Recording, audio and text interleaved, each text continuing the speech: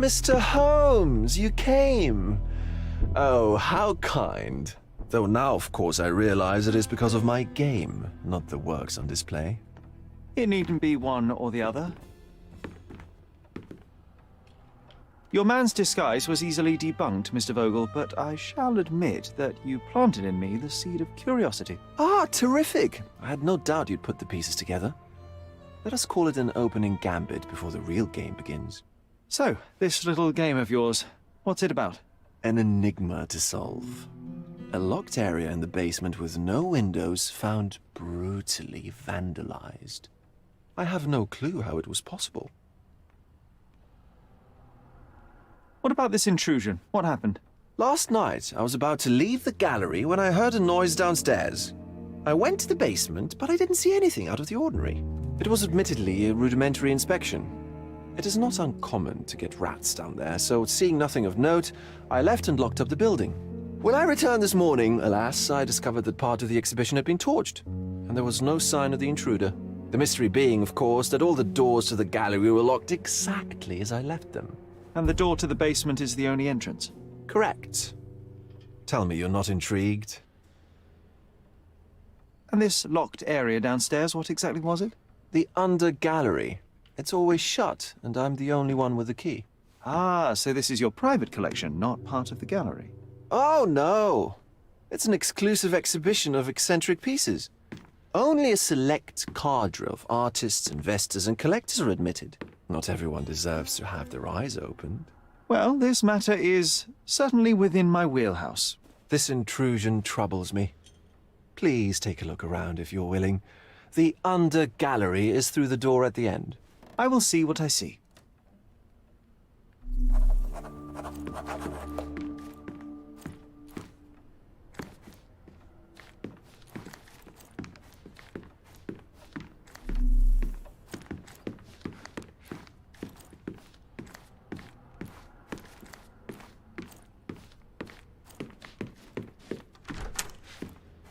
You sure you don't like art, Sherry? You sure you don't like art, Sherry?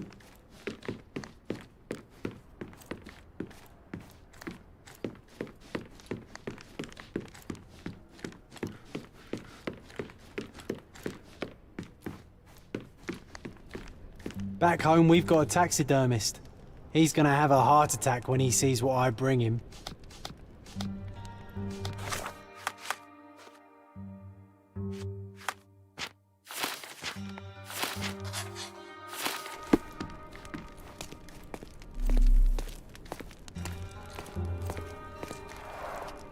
A simplistic attempt at provocation.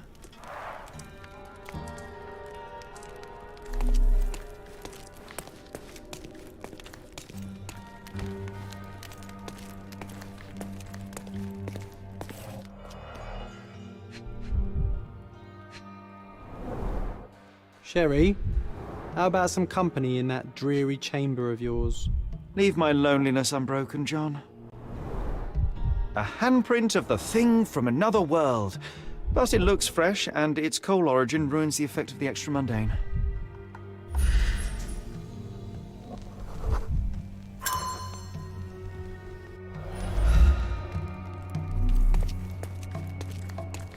Sodden and mold-ridden.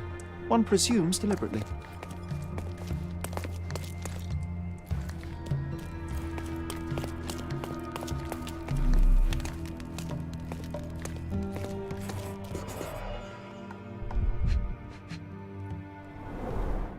Old, and hasn't been used for a long time.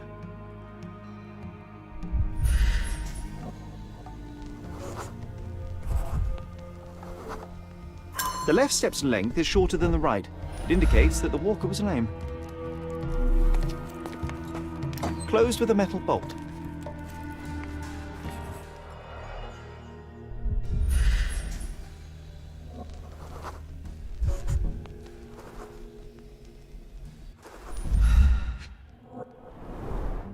Footprints. Size 9.5.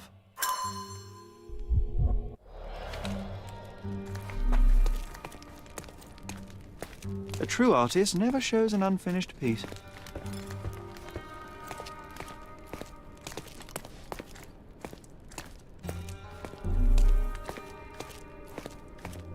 the parasites of creativity, or just a reflection of the artist's recreational interests.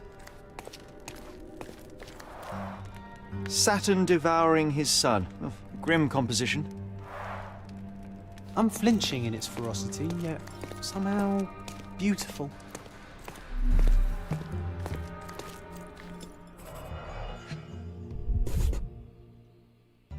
A Malpalbut. Coal fingerprints. I think we're looking for a man with a coal moustache.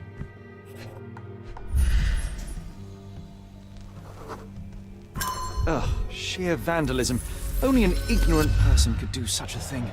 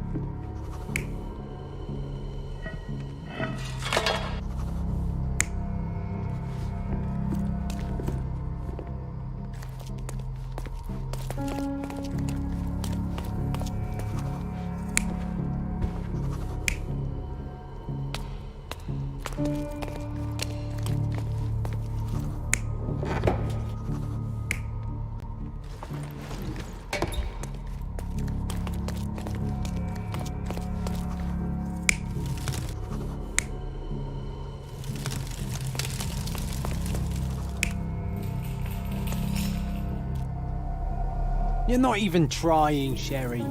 Concentrate.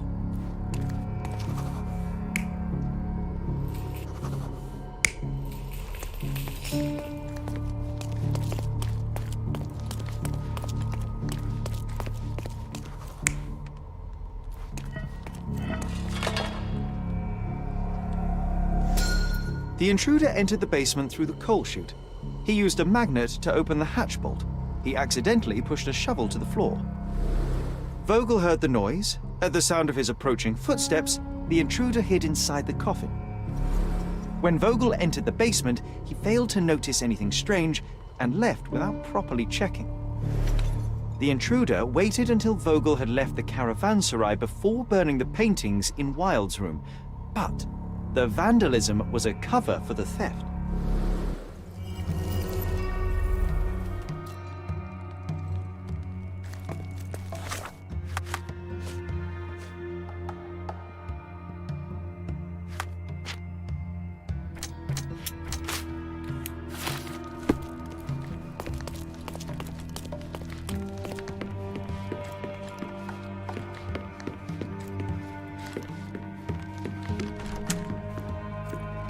The pieces are not what I expected. What do you think my collection is about? It's a reflection on mortality.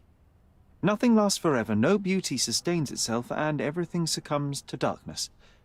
Am I right? I don't know. Well, that's absurd. Of course you know. It's your gallery. There is no one answer, no singular truth, but many filtered through the subjective mind. That forgetting, embellishing, lying machine. Besides, what's wrong with a lie if it makes life more interesting? What's wrong with a lie? It corrupts the ability of others to behave freely and rationally. Men never act freely and rationally anyway. It matters not what is or isn't in the end. The only important thing is how you feel. And I simply want to feel and consume as much as I can. Don't you? Feelings are simply one's animal ancestry trying to wrest back control of the brain. I try to avoid the distraction. You try not to feel, even in a place like this? None of it moves you? To be frank, I struggle to maintain even a whit of interest in art. But Mr. Holmes, it is joy incarnate, mankind's greatest achievement.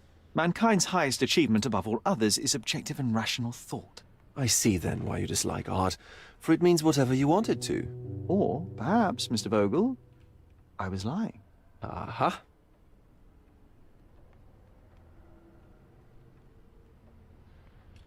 Mr. Vogel, my investigation has revealed that the intrusion was not merely vandalism, but theft. The limping visitor left your place with a canvas. That's very impressive.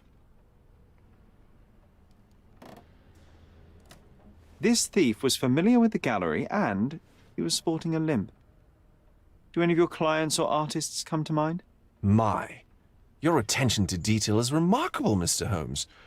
I should introduce you to Bosch's works. Alas, I'm afraid I cannot suggest a culprit. The fire was a clever attempt to hide a stolen painting, even if it didn't fool me. I found the remnants of an empty frame in the pile of ashes. The canvas had been removed. Do you know which paintings in the Wild Room may have interested a thief? Were any particularly expensive? Those pieces belong to a well-known artist named Boniface Mercurio. They're controversial, but not of a notably high value.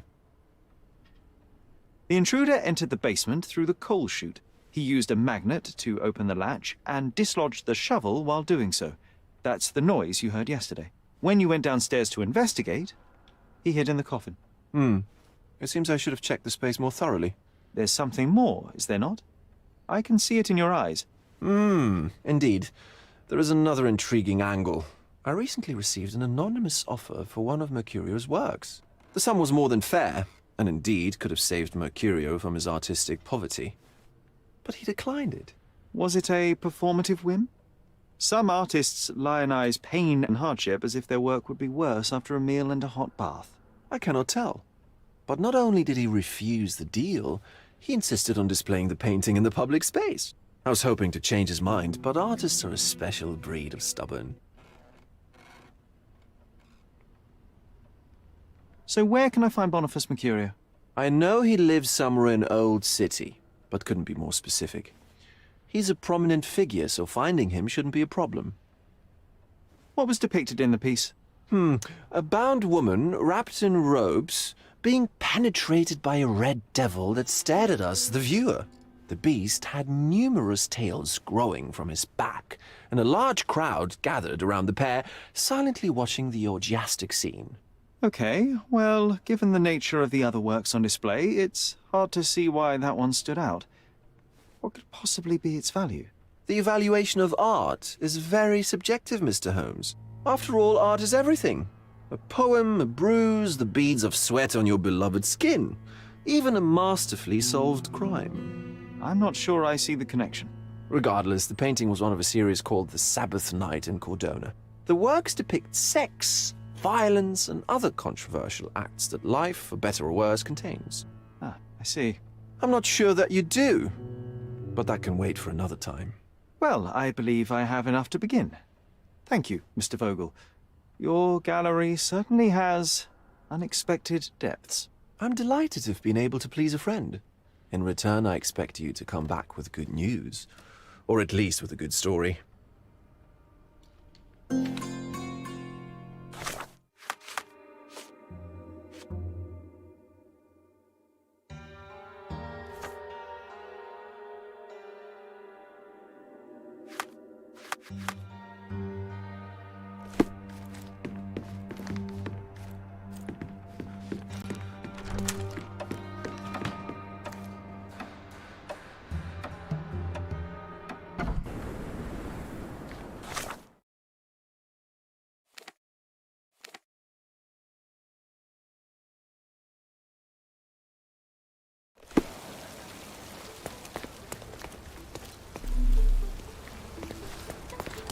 Treasure maps from the governor. Find 8.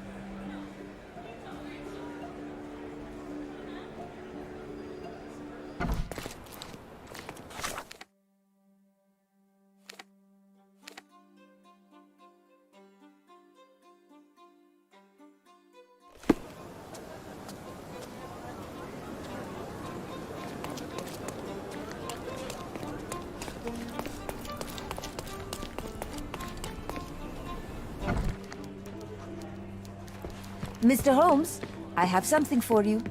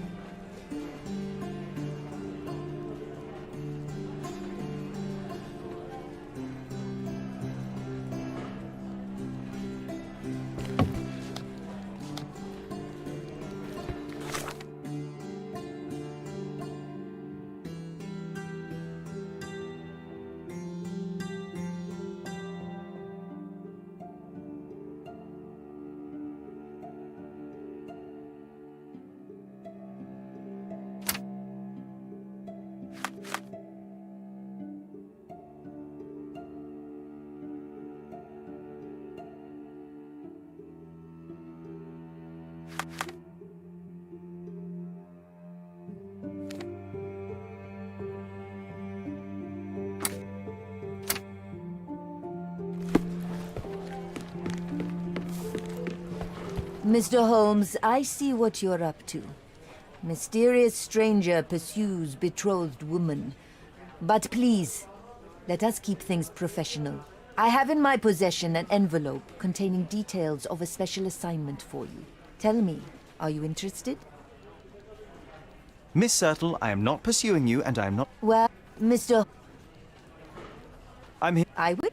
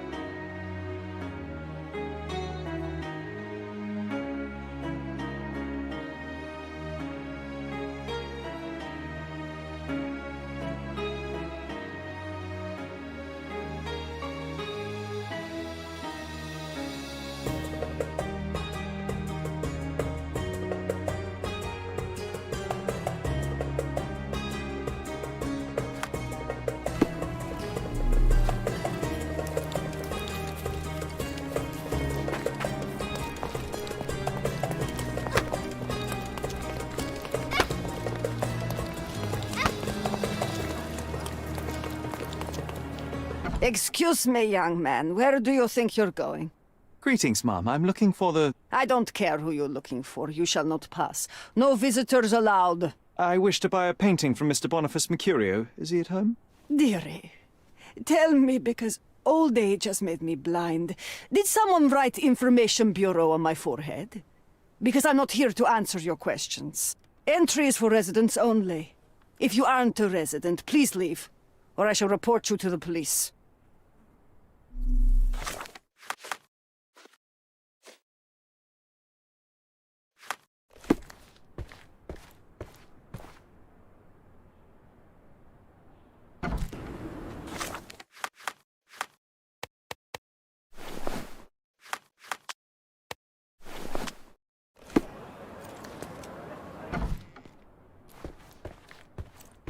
Hello, officer. How can I help you? Greetings. I'm investigating the theft of a painting by Mr. Boniface Mercurio. He lives here, I understand. May I talk to him? Oh, how dreadful. But I suppose that means his work is finally being appreciated, doesn't it? In a way, yes. That's good. The news should please him. Thank you, ma'am. So, where might I find him? Find who? Mr. Mercurio. His painting was stolen? You must be new to the police service. You see, dear, there is a rule. No visitors allowed. This rule applies to policemen as well. Ma'am, I am representing the law of this island. Please, let me through, otherwise... Do you know how hard it is to become a landlady on an island ruled by men? And if you think that I'm just an old woman whom you can frighten with your uniform, you're very mistaken. I have a lot of connections. If you do something stupid, my dear, it will be the last thing you do on this island. Very well, ma'am. I'll work it out another way. Have a nice day, officer.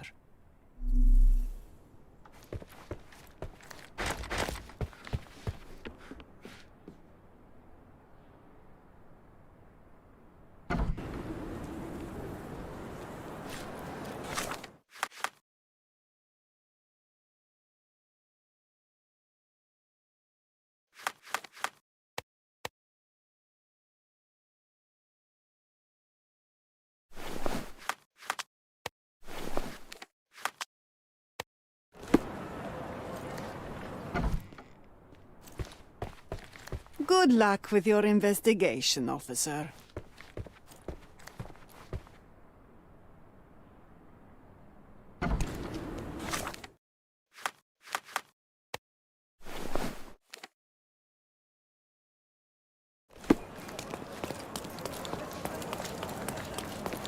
Can you satisfy my curiosity?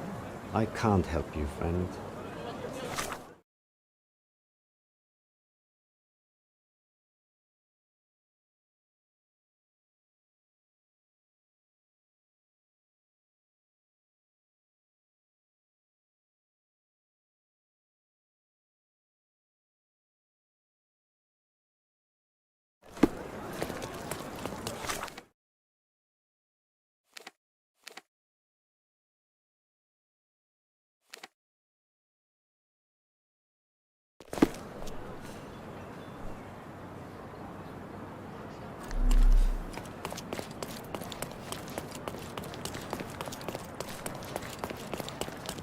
Don't pass by. Let's pick something that suits you.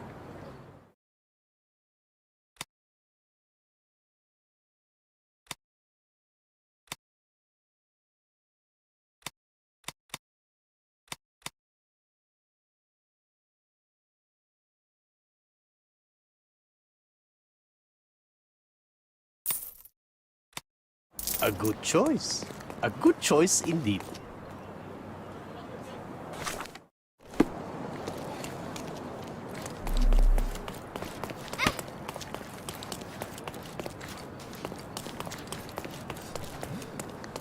Don't miss out on the best carpets on the island.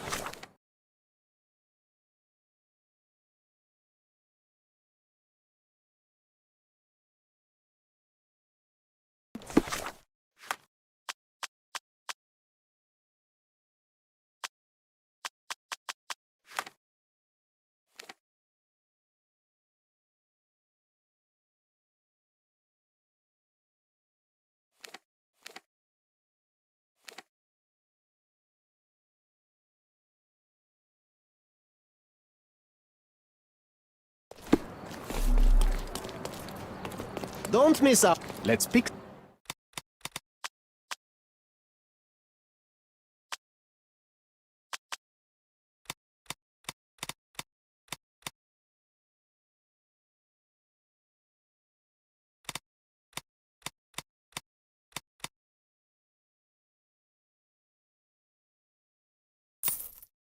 A good choice.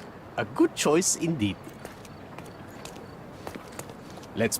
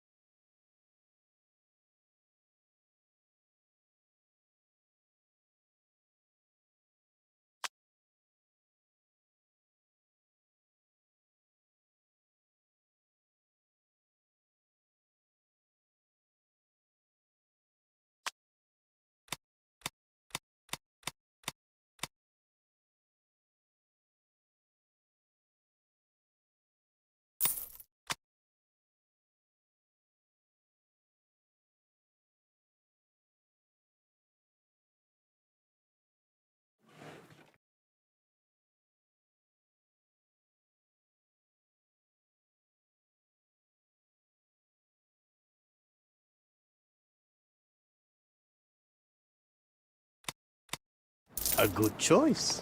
A good choice indeed. Don't miss out on my unique clothes. Oriental rugs at a good price.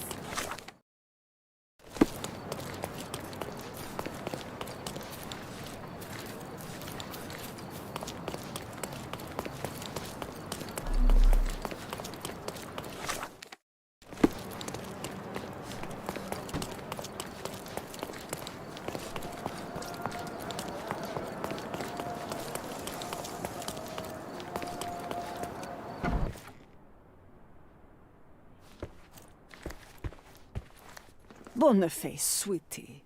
Is that you?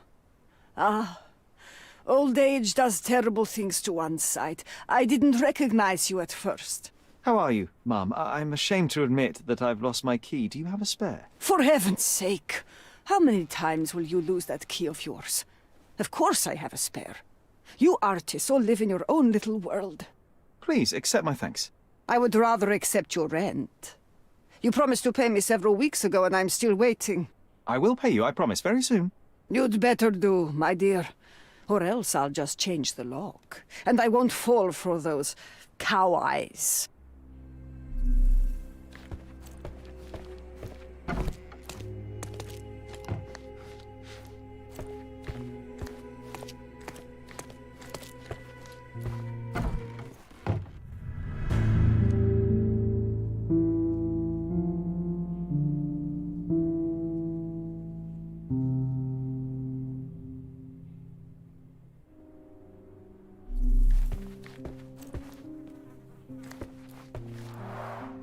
The chest has been searched.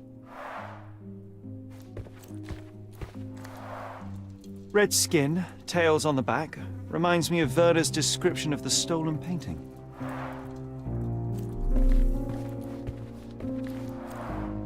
Aunt May whiskey, brandy bucks. Quite a collection he had here.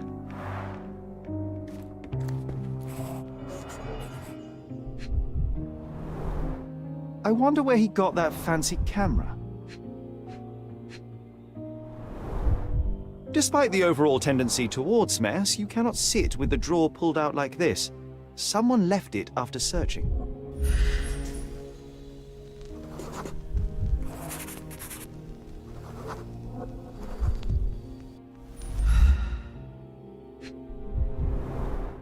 It appears the wine was truly awful.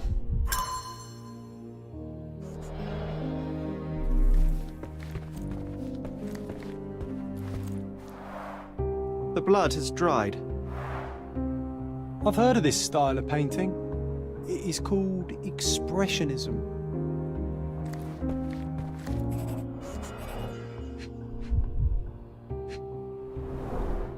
The wound is precise. It was inflicted by a razor or a knife.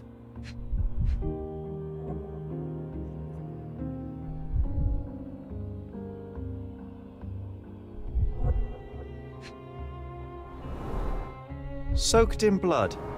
It seems as if the puddle of blood was here before the rags. Judging by post-mortem rigidity, the body lay here for 1 or 2 days.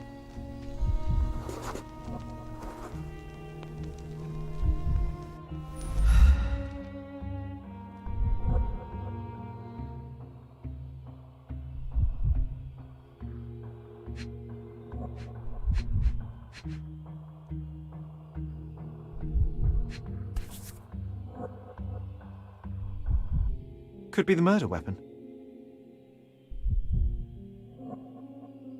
A normal kitchen knife.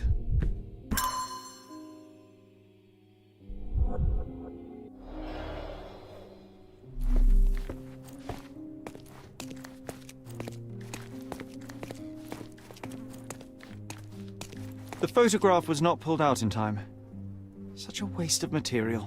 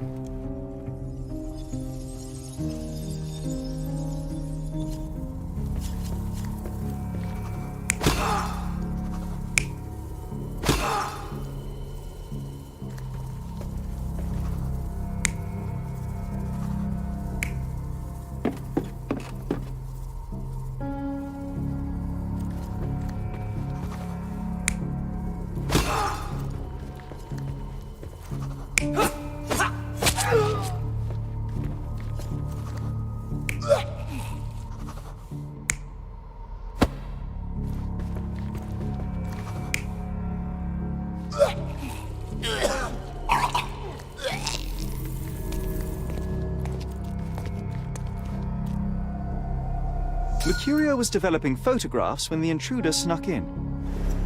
Mercurio heard him coming. While the thief was searching the chest, the painter ran towards him with a bottle in his hand. He smashed it across the thief's head. The intruder had no choice but to defend himself, and the weapon of opportunity happened to be a kitchen knife. Mercurio stepped aside to grab the painting, but the wine-blinded thief attacked Mercurio's throat. When the thief came to his senses, he saw Mercurio bleeding on the floor. He grabbed the rags and tried to bandage him, but it was too late. Why did Mercurio attempt to snatch the painting in the middle of a fight? To strike the intruder? Not with his painting, it was too important to him.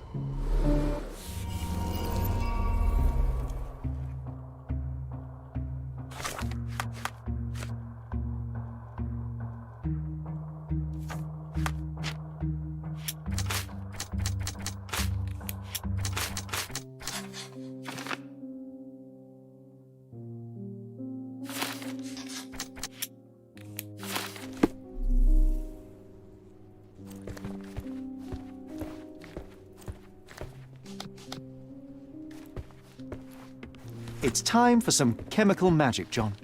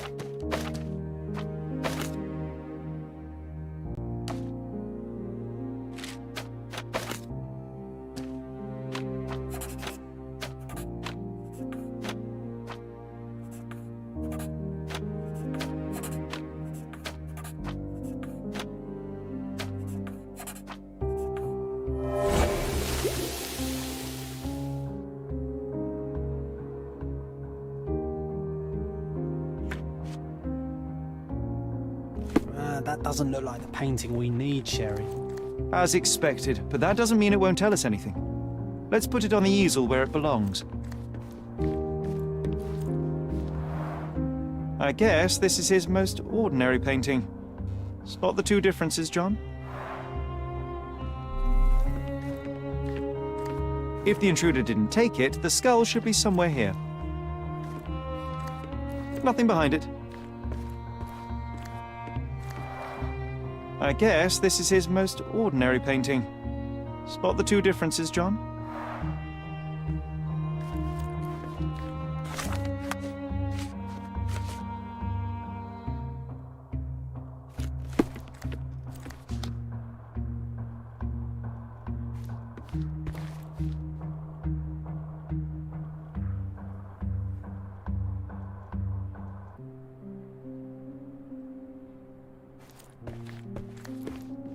Nothing behind it. Nothing behind it.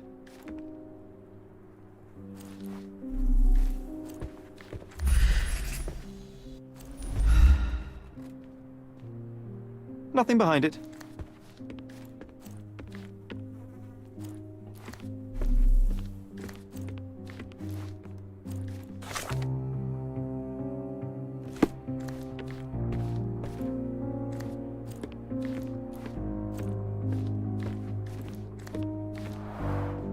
I guess this is his most ordinary painting.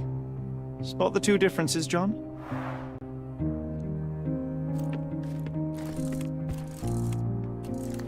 Nothing behind it. Nothing behind it.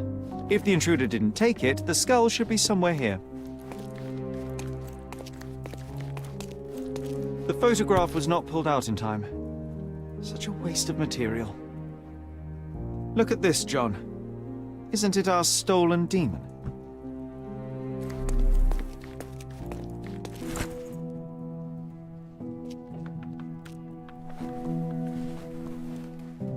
Monster was actually a man. Poor girl. John, you ought to be thrilled. We are now hunting the devil himself. What were you saying, Sherry? I was too busy sketching the scene, you know, crimes and such like, daily routine. Did you find something? A photograph. It depicts a man in a red suit with tails sprouting from his back and multiple people in masks watching the scene. It all adds up. But the act of love, it wasn't given willingly, John. It was a violation. And the girl, she was with child. Give that to me now. Did you recognize someone? No. Although the victim is not from Cordona, she is African. Look at the ritual scars on her face. Get that image out of your brain. You have to continue the investigation. I must speak to the landlady. Perhaps she saw or heard something. Sherry, you cannot tell her the truth about Mercurio. It will hurt her. John, that's illogical. Sooner or later, she will come here and discover a corpse, and I still need to talk to her. Just avoid mentioning corpse, all right? Stick to the character, tell her to call the police. I'll take that into account. And wait here. I've redrawn the people in the photograph. Now you can proceed with your investigation without those horrific details.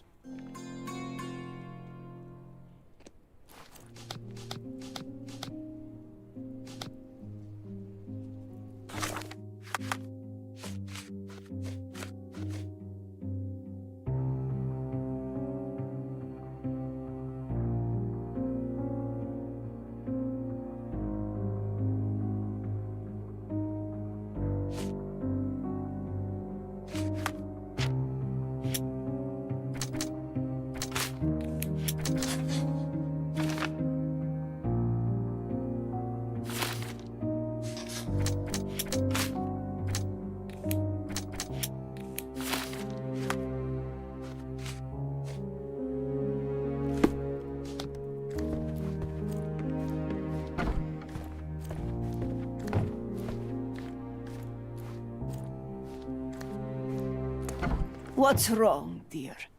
You look like you've seen a ghost. Can you tell me if anyone else has recently entered the flat? Oh, you're talking about that limping man. I'm sorry I let him in. I was scared. And I thought maybe Maybe he would motivate you to find money so that you would pay your rent. No offense, dear. Can you describe him? Oh, so you weren't at home. I was so certain you didn't leave your flat that day. He was of average height, had a limp and a tattoo on his neck, and he was smoking Malpal cigarettes. My husband used to smoke those. They have a horrible smell I can recognize from a mile away. Can I ask a favor? Of course, dearie. Please call the police and ask them to enter the flat. And don't look inside until they come up. What? What trouble have you stepped in this time? It really doesn't matter. Thank you, Mum.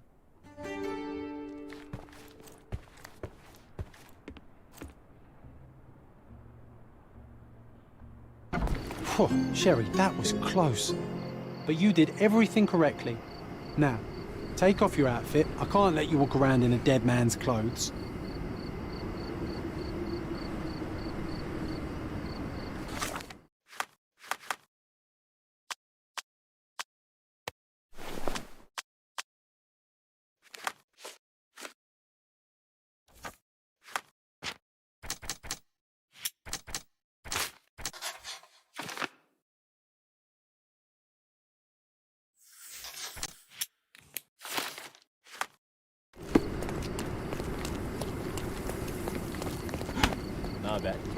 Help me, please.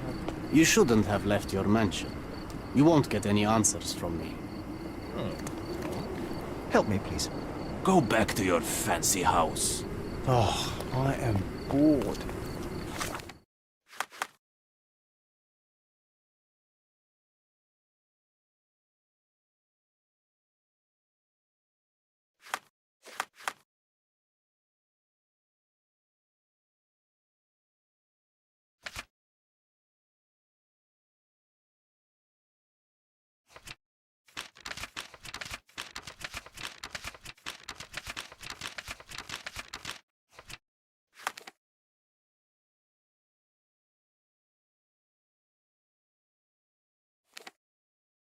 Call me when you find the answer.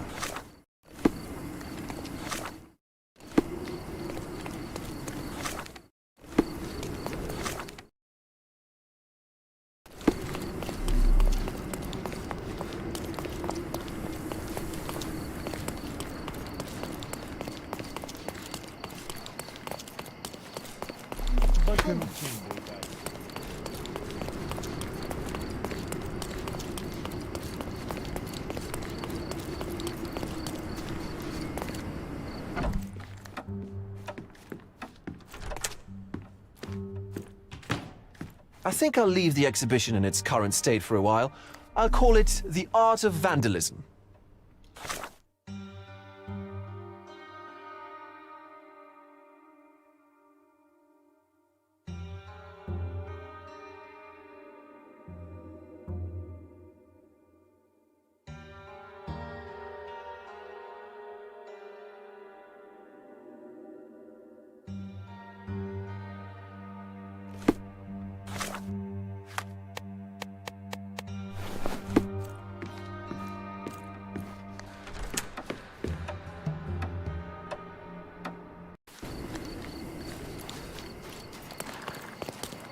Can you satisfy my curiosity?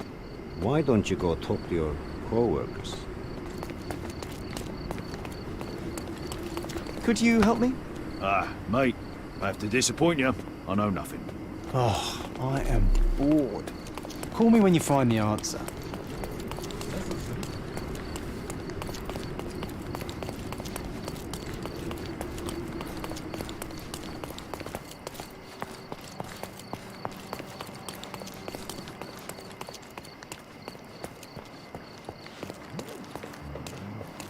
Can I ask you a question? I like you, friend, but I can't help you.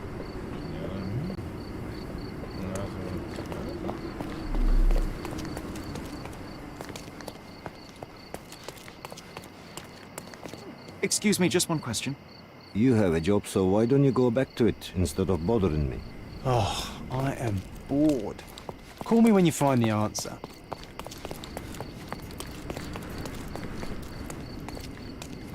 Are you able to help me? I am too tired for your questions.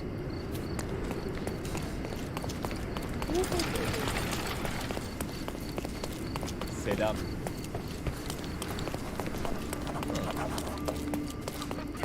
Merhaba.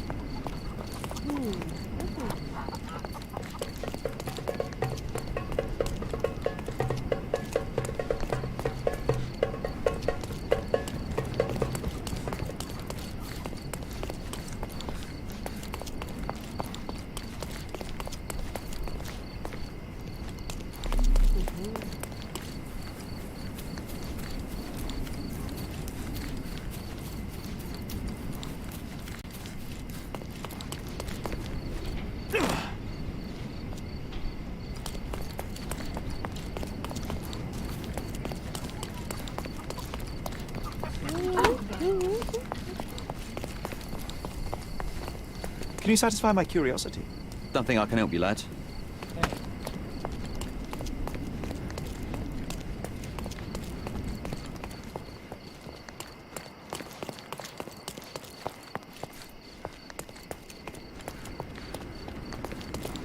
Merhaba.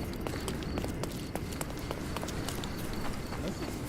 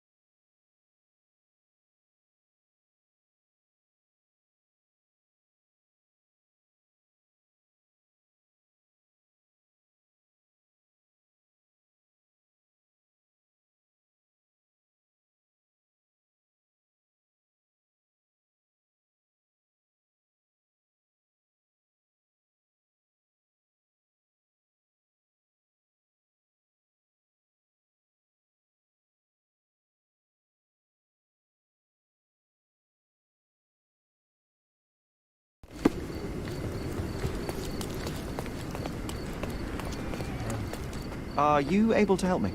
Sounds familiar, but no. Ask someone else.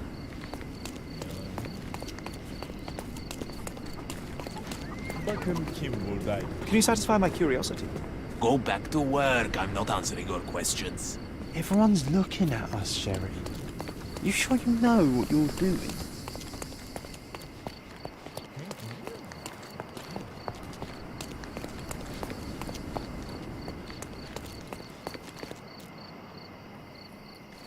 Can I ask you a question? I would help if I knew more, but perhaps others will be more helpful.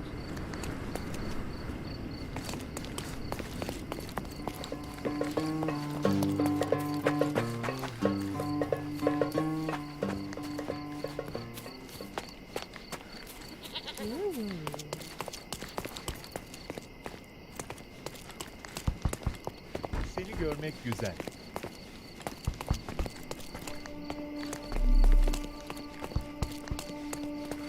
May I ask you something?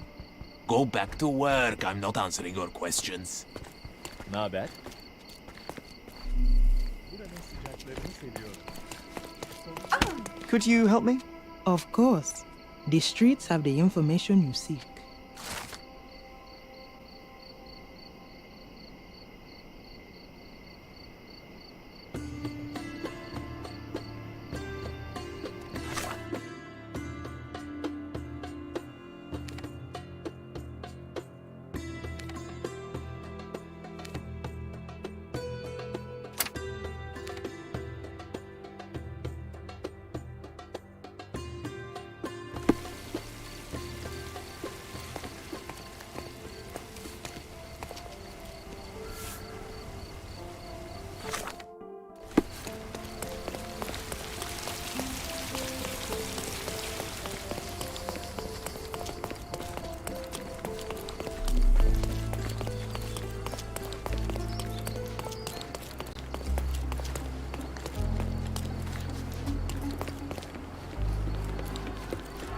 Beasts!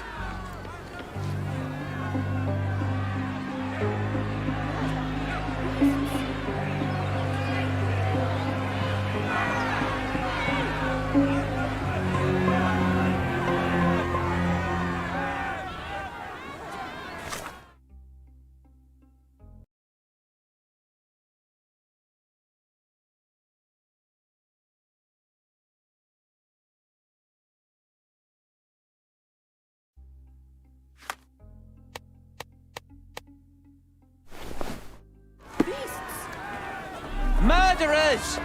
They're completely livid. First they come to our land, then they murder our people. Drop them all into the sea! Sir, this place is off limits to the public. Please state your business or leave, or I shall request that the police escort you out.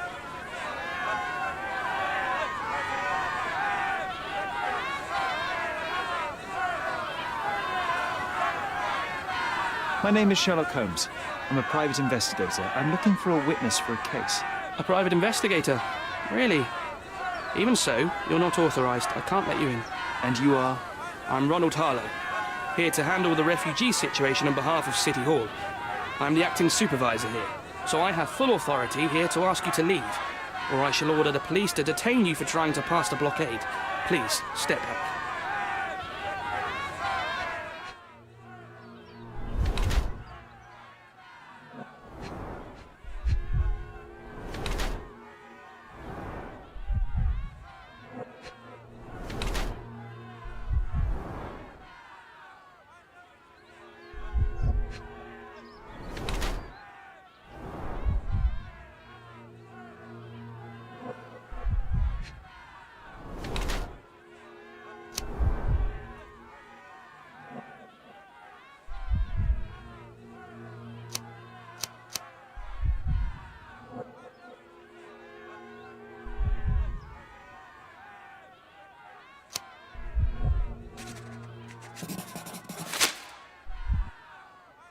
What about the murder that this crowd keeps shouting about? It's mere assumption. I assure you that the situation is under the police's control. I know you want to deal with this in the right way. You are obviously a professional and a responsible person, but you clearly have never handled a situation like this before. I am handling it, Mr. Holmes. Don't question my capability here. And tell me how you do it.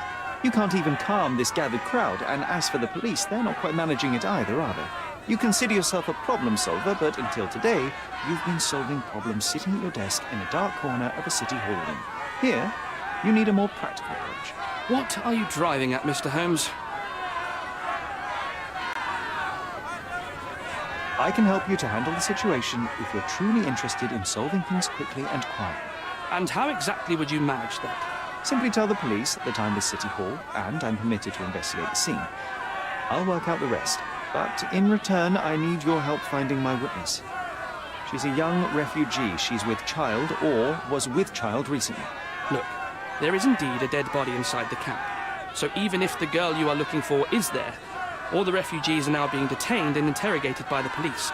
They won't allow you to speak with her. and I can't do anything about that until the situation settles down. So it's in our mutual interest to settle it. Oh. I suppose that things are bad enough that I ought not shy away from help. All right, Mr. Holmes. I'll tell the police to allow you to come inside. Just tell me when you're ready. Mr. Harlow, how did the refugees end up here exactly? Oh, so you're not from around here yourself? I've been away for some time, but I read the papers. Yes, this whole story has been in the papers for almost a year now. They were smuggled to Cordona on a ship from Africa. Smuggled? Then why didn't you deport them? The smugglers managed to sneak them to shore and hide them inside an abandoned warehouse. When the police raided the warehouse and found the refugees there, the ship was already gone. We aren't even certain as to which ship it was. We have busy shipping routes with other colonies these days, you see. So you decided to lock them up under a bridge? There was no other option. We're still trying to work out what to do with them. I only hope we'll find a humane solution and not put them on a raft and float them out to sea. Mr. Harlow, what exactly do you do here? What are your responsibilities? What I do and what I am responsible for are two different realities, Mr. Holmes. On paper, I am in charge of the camp territory, security, provision, and the refugees in general. What I actually do most of the time is knock on every City Hall door trying to obtain some funding, or at least rations for the camp. The police here on City Hall's behalf too? They are, minus those who came here after the body was found. The governor won't let the refugees disperse into the island, so there's a significant police presence guarding the camp. Naturally, they answer directly to the police. I have some influence here, but I'm not their direct authority. I'm ready to take a look at the scene. All right. Go inside the camp and find Inspector Tewkesbury. He's the officer investigating the scene. Tell him I sent you. Say you're an independent expert from City Hall. He'll fill in the details for you. I'll find my way with words. Thank you, Mr. Harlow.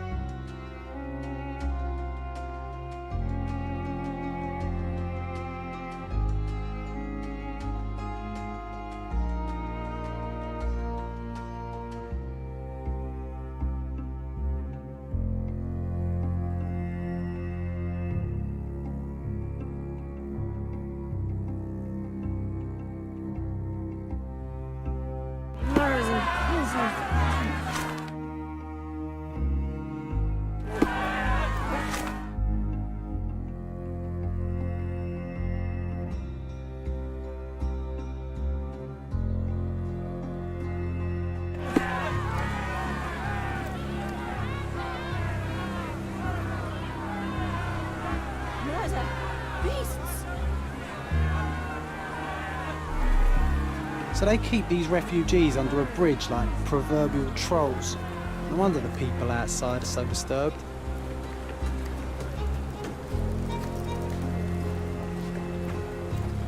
Who the hell are you? How did you get in here? Mr. Ronald Harlow let me in, sir. I'm Sherlock Holmes, a surveyor of refugee affairs with City Hall. You're Inspector Tewkesbury, I presume? A surveyor? What does that even mean?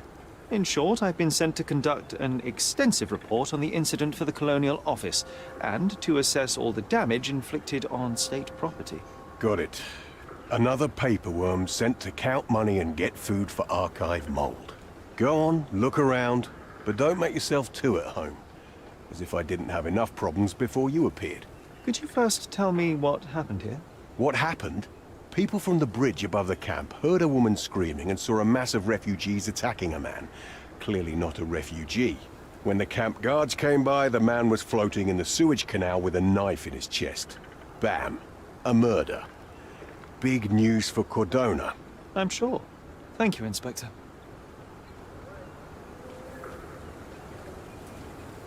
And none of the refugees were harmed? One fellow was cut. He's lying over there near their kitchen. He's in a bad way. You mentioned a woman screaming who attracted the bypassers on the bridge. Was she harmed? No, she's all right, but perhaps the whole debacle started because of her. She started wailing and the refugees stood up for the girl. And where is this young woman now? Back there in the shacks, same as the rest of the refugees. She's been questioned by my men, but she's just some refugee girl. Can't understand much English. Did you learn anything about the dead man? The fellow looks like a thug. I've had dozens like him fished out of the sea over the past 20 years. Ever since these refugees arrived, there have been people on Cordona with bad blood in them. My best bet is that this thug had something against them too. And no clue as to his identity? He had some items on his body, but nothing to indicate who he was or where he was from. I think I should catalogue his possessions in my records. Go on. They're on the table near the body. Do you have any suspects yet? You're joking, right? I've got a whole camp full of suspects. And if you ask me, this bloke had it coming. Better bury him and forget about the whole thing. And now there's a crowd gathered at the camp, and my superiors say we must thoroughly interrogate the refugees. At least those who can understand any English. Do you believe that your superiors wish to get rid of the refugees? I think that both our superiors would rather keep the story quiet. Since that's an unaffordable luxury now, they're looking how to protect their public image. That's why I have to waste my time waiting for my people to turn every stone and befriend every refugee. Here we go again. Number of hours on Cordona before stumbling upon another dead body? 0. Clearly a left handprint here.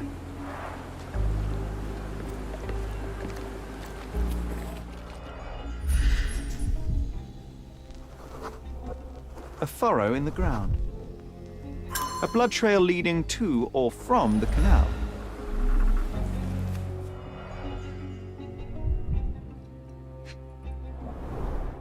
Someone bled profusely here.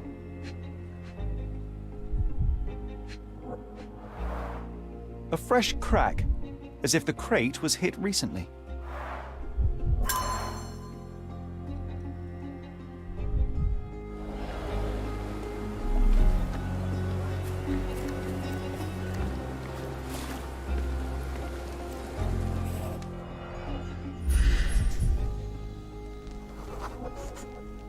A man's footprint. A heavy boot with a worn-out sole. Police boots. Always happy to trample evidence.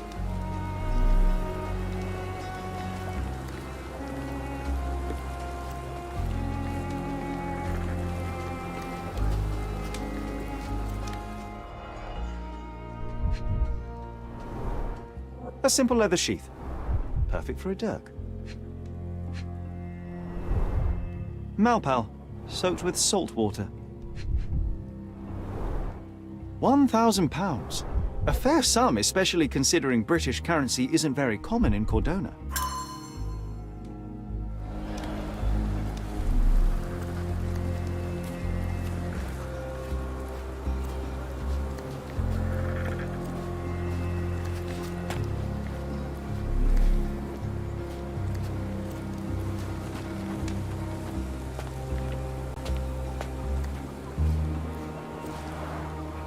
Carnelian agate beads, a traditional African adornment.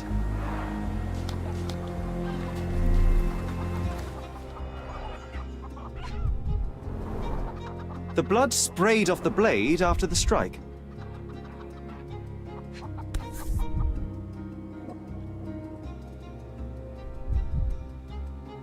It might have been used as an improvised weapon.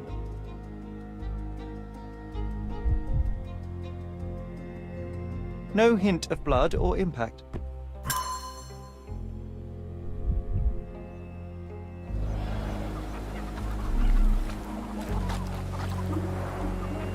Someone was dragged against their will.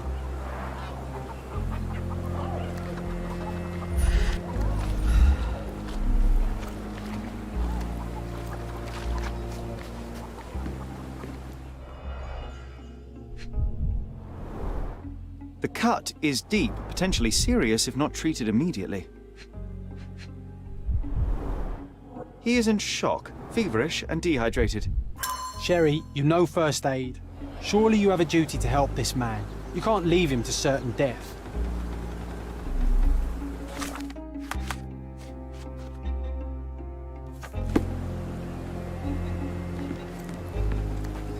Are you able to help me?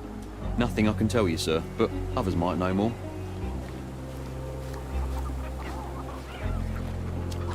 The refugees have been detained and will not leave until all the circumstances are clarified.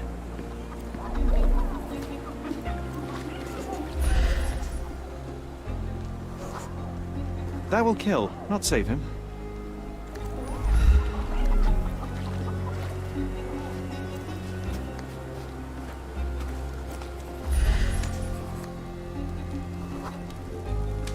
I'll use it to create a solution.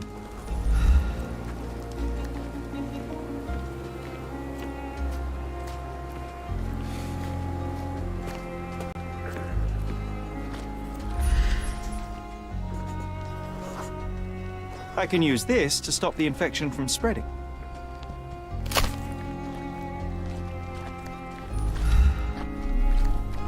If they find out about the passage, everything will go to hell. May I ask you something? Nothing I can tell you, sir, but others might know more. Sherry, just look at this. Living quarters in a sewer. What kind of a genius bureaucrat came up with this idea? Just washed. Better than nothing to bandage the wound.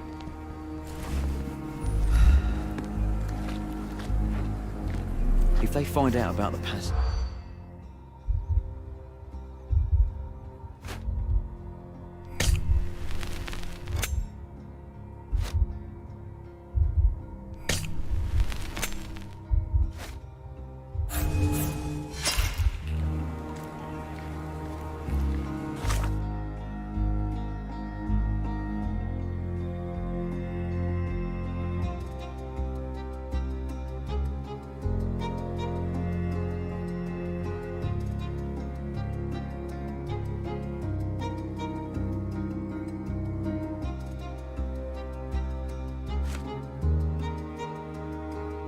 Powering off.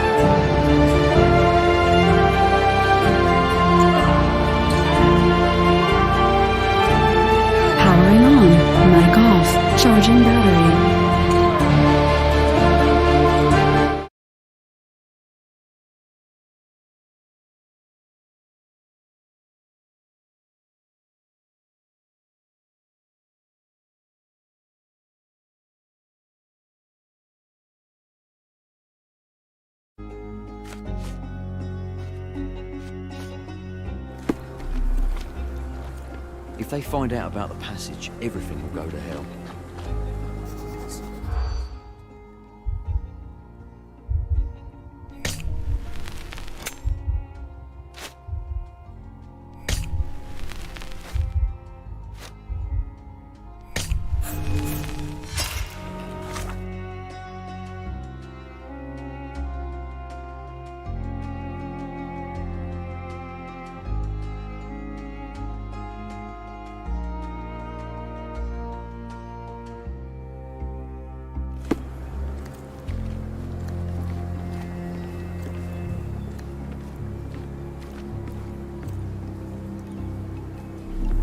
If they find out about the passage,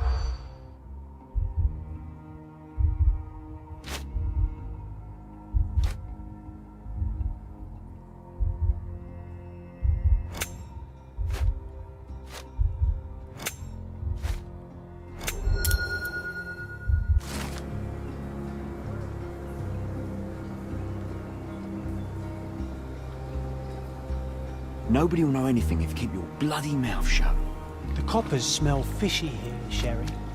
Perhaps we should sniff around in the camp a little more thoroughly.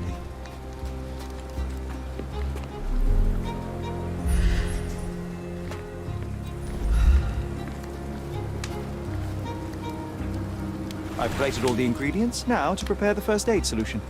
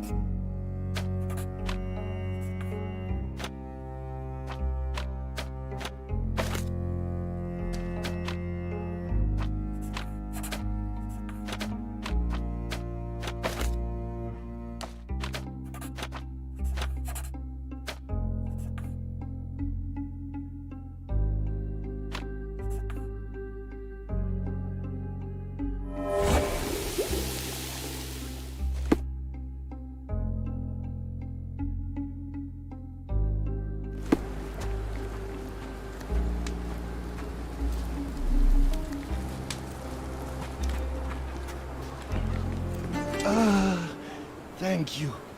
This should make you feel better, my friend. Now, remain lying down and drink as much water as you can. Well done, Sherry. At least he won't die from the infection.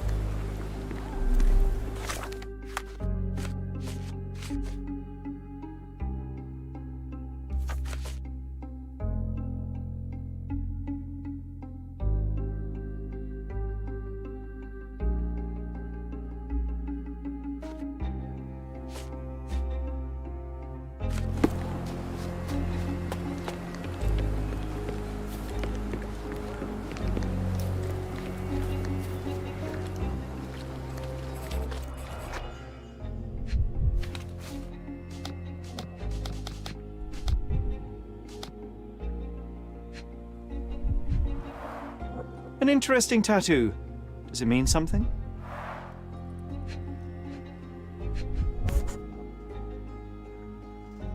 A steel dirk, sharp. A common accessory among sailors and soldiers. I'd say the blade penetrated upward, however the wound is too messy to be certain.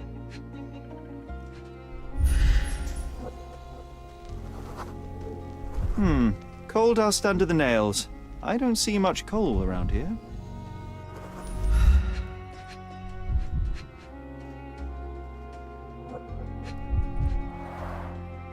Heavy boots, with one sole far more worn than the other. This man was limping John.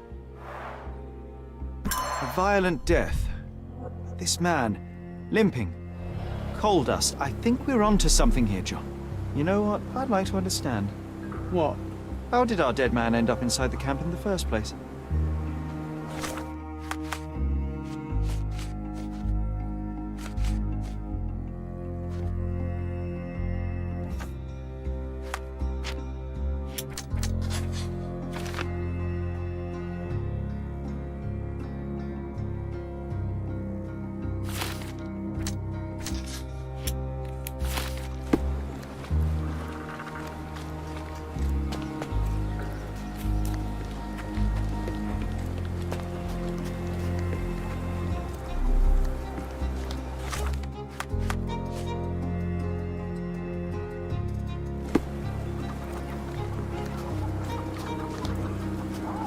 Back off.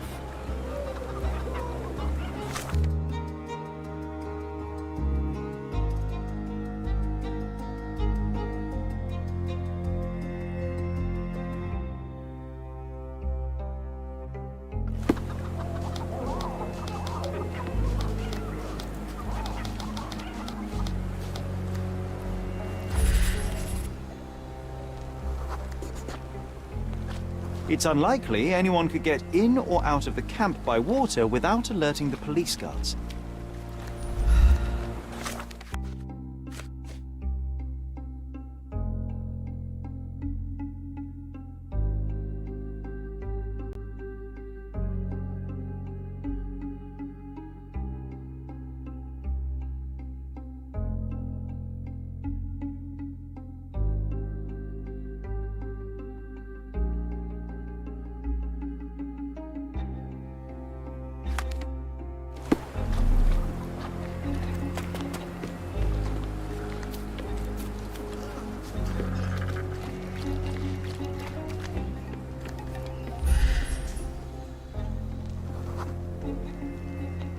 Sealed shut.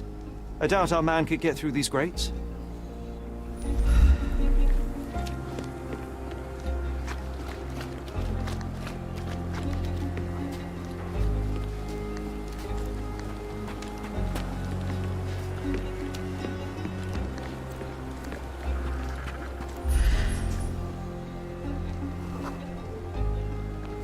No, it's too short for these walls or cliffs.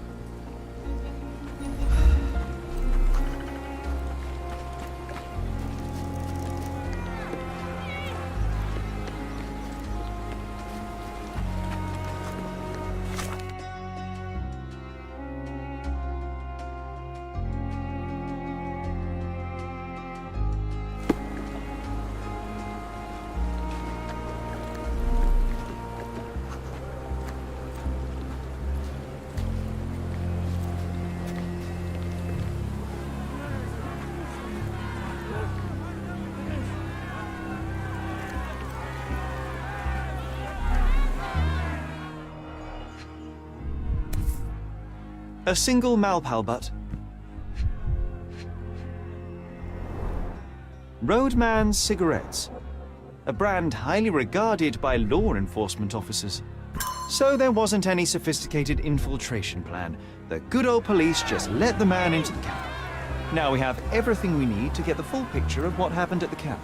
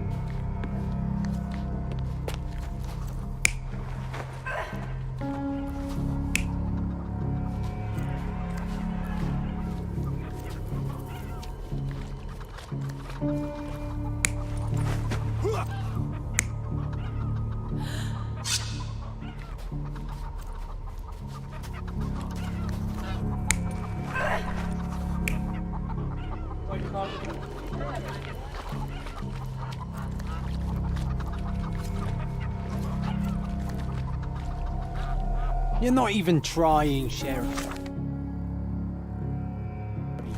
Concentrate.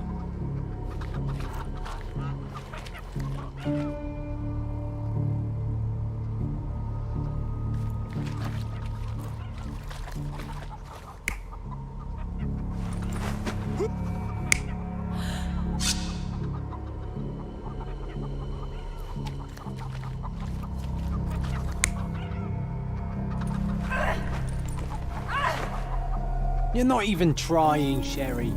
Concentrate.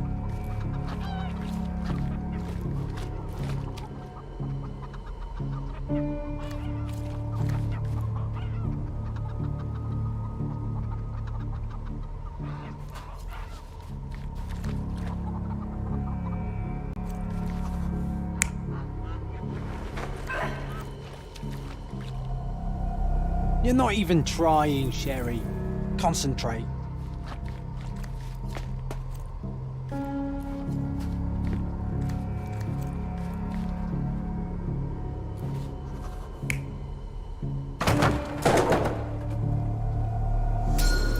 So, we have a thug who came to take a refugee woman with him. She resisted, but he dragged her by force. One of the refugees stood in his way, armed with a stick, yet he could do nothing against a cutthroat with a blade. The man didn't anticipate that the other refugees would intervene and stand against him. In the confusion, the woman managed to break free. The thug took fright and fled. He was stopped by the falling crates. He stumbled and fell, piercing his chest with his own blade. However, the wound didn't cause instant death. He managed to stand, but still bleeding, he lost his balance on the bridge and fell. Before all of this, the man had freely entered the camp through the main entrance. The police admitted him after they had a short smoke together. You live by the sword, you die by the sword. In our man's case, it's the same sword.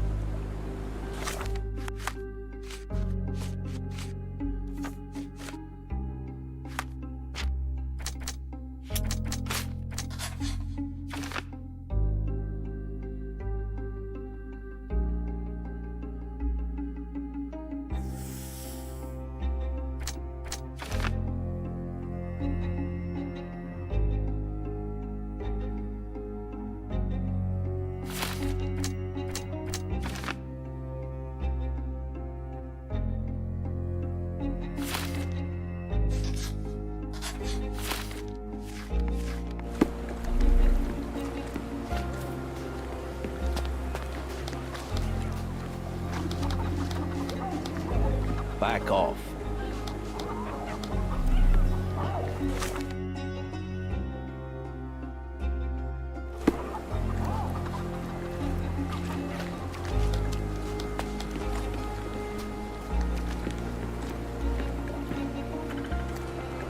You still here?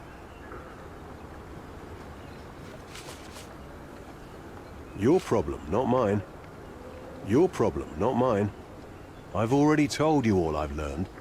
I've already told you all I've learned. Don't bother someone else with this, son. I've already told you all I've learned. Your problem, not mine. Don't bother someone else with this, son. I've already told you all I've learned. I've already told you all I've learned. Don't bother someone else with this, son. I've already told you all I've learned. Don't bother someone else with this, son. Don't bother someone else with this, son. I've already told you all I've learned. The guards at the sewers were speaking about taking refugees out of the camp. Do you know anything about this, Inspector? Less than you do, obviously.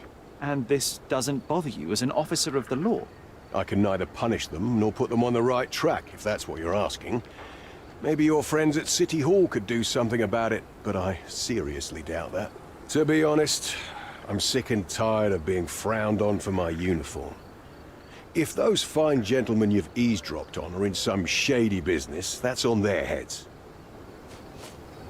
Don't bother someone else with this, son. Your problem, not mine. Your problem, not mine. I've already told you all I've learned. Inspector, I believe I can aid your investigation. I know who the dead man is and what really happened here. You do? Well, good for you. But I'm afraid I'm not the one you need to share your findings with. Speak to Mr. Harlow here. He's the one responsible for settling things in the camp. You don't even care to listen? Oh, I do care. And maybe even more than I need to. But I'm only here today to lock the place up, question witnesses, and file the facts. It's sad, but coming up with conclusions is not among my tasks here. You fellows at City Hall do that. Anyway, speak to the supervisor. I'll just stand by and listen to what you have to say.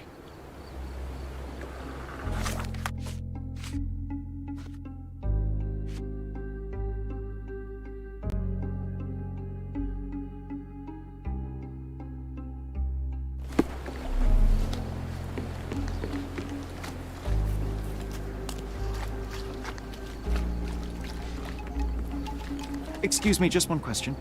Nothing I can tell you, sir, but others might know more.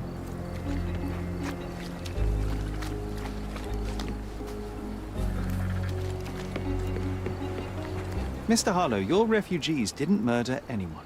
What? Pray tell me what you've learned. All right, listen carefully. This might solve one problem for you, but will create a few more. Oh, well, that's a great start. The man came to the camp intending to kidnap one of your refugees, a woman. What he didn't expect was that the refugees would stand up to protect the woman. A brawl had broken out. In the chaos of it, the man stumbled over those crates and fell on his own blade. How do you know he fell on his own blade? The wound in his chest was inflicted from an unusual angle. It was not an offensive stab, shall we say. The refugees didn't touch him. And judging by the blood at the scene, the intruder managed to raise himself but was unable to walk very far. He ultimately fell into the canal. But how did he sneak into the camp? Why didn't the police see him? And this is where your new problems emerge, Mr. Harlow. What do you mean? You're not a dull-witted man. You know what I mean. There is no feasible way to get into the camp without the police guards knowing of it.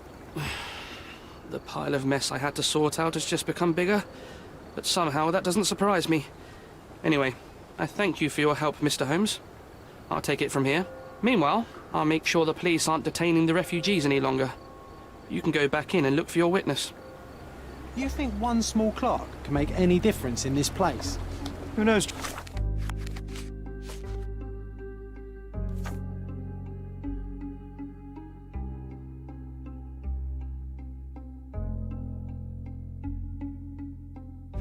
John, just one ill-fitting cog could make the whole machine crumble. May I ask for your assistance? They often take us from the camps to work. Most don't mind, though. It's the only way we get a glimpse of freedom.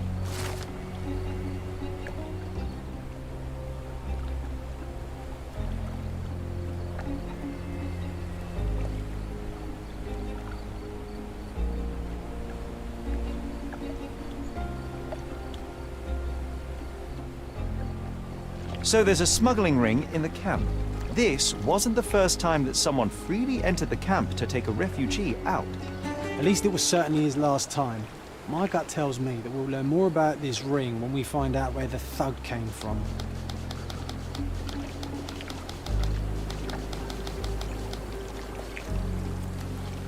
Is this familiar to you? Sorry, we don't see much here. Could you help me? Sorry, we don't see much here. Time to check your who, what and what, Sherry. Who are you asking, about what and dressed as what? Could you help me? Sorry.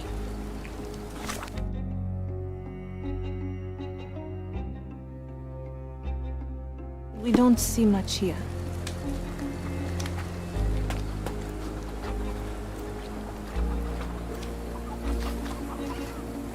You're the one who tended to our man's wounds. I thank you greatly. The police didn't allow us to help him. The police will leave you alone now.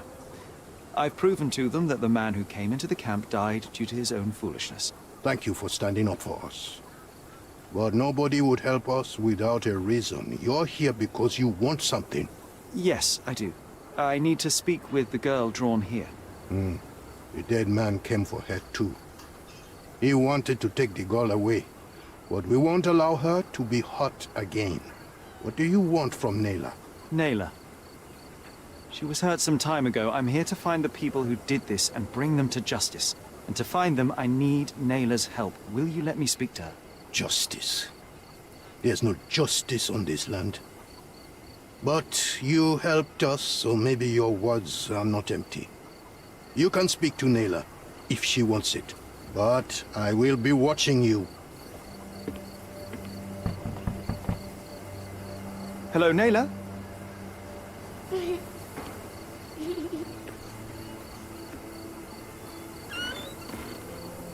My name is Sherlock. I know someone hurt you. I am here to help. I'm trying to find the people involved and bring them to justice. Please. There is a photograph, and I'm sorry, it is terrible, but I simply must ask. Where did this happen? What can you tell me about these people? Christ, Sherlock. Nayla, I'm sorry. I'm not very good at this. You come here for me, but you are rude and cruel and condescending. A cross. The man had this cross. Now go away. Leave us be. I do not need another white man's help.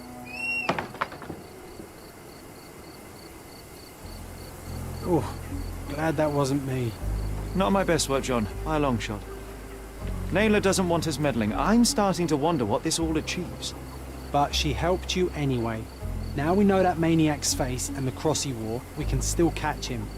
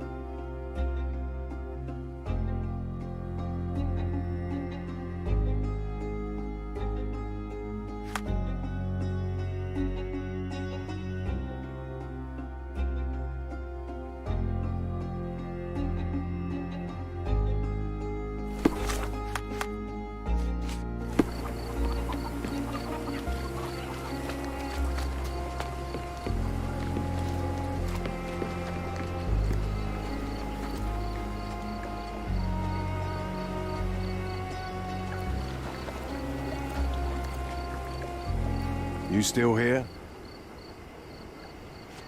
The intruder has a most peculiar tattoo on his neck, 2 lines and a point. Do you know anything about it? You really want to know, kid? Why? You want to play a policeman or something? I'm sure you have it in your records, so it won't hurt if I have it in mine. In my records, it's just a tattoo, as it should be in yours. Ah, to hell with you. Suit yourself as to what you're going to do with it. Off the record, though, such tattoos are often connected to a man named Mr. Niccolo Bernadotti. Bernadotti, you say? A respectable businessman in Scalario. His company imports goods and wines, and smuggles everything that can be smuggled between the colonies and the mainland. His people can be identified by an obscure tattoo, just like the one over there our friend has. But these are all merely rumors, you see. If Mr. Bernadotti was a criminal, he'd be in prison now. Or hanged, right?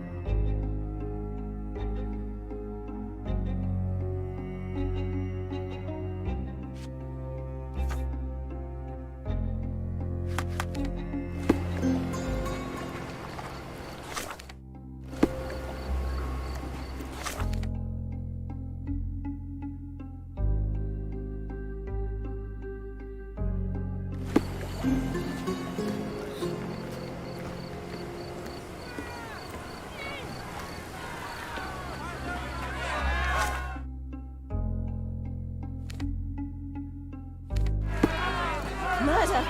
Beasts!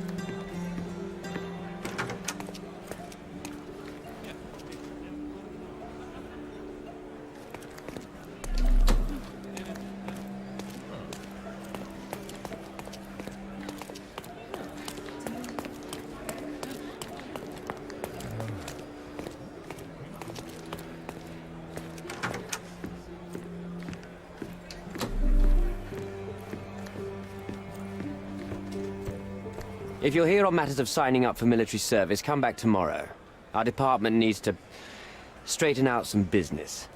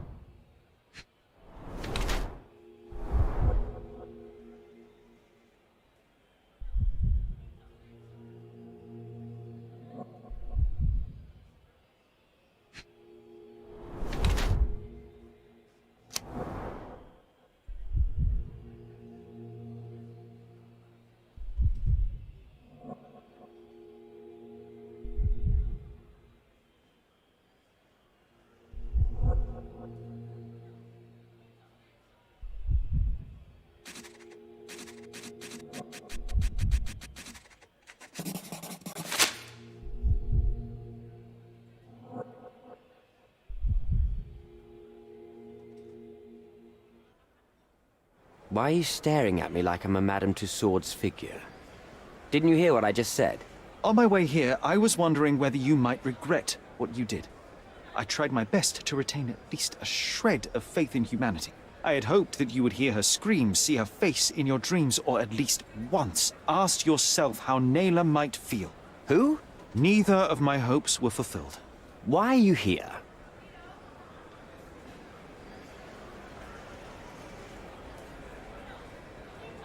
You defiled a girl who was with child. Don't even pretend that you regret what took place.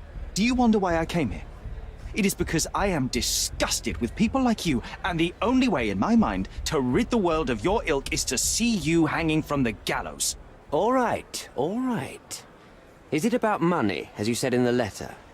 I have it, all right? There's no need for violence. I've never written a single word to you.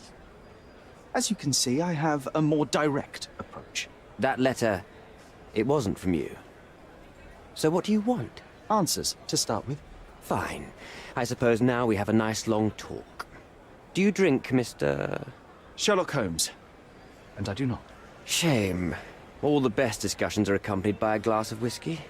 But out of respect for you, I won't drink either. Respect? That's an unusual word in your mouth, Mr. Where are my manners? My name is Thomas Norton, a British envoy in Cordona on a military mission. So, where do we start?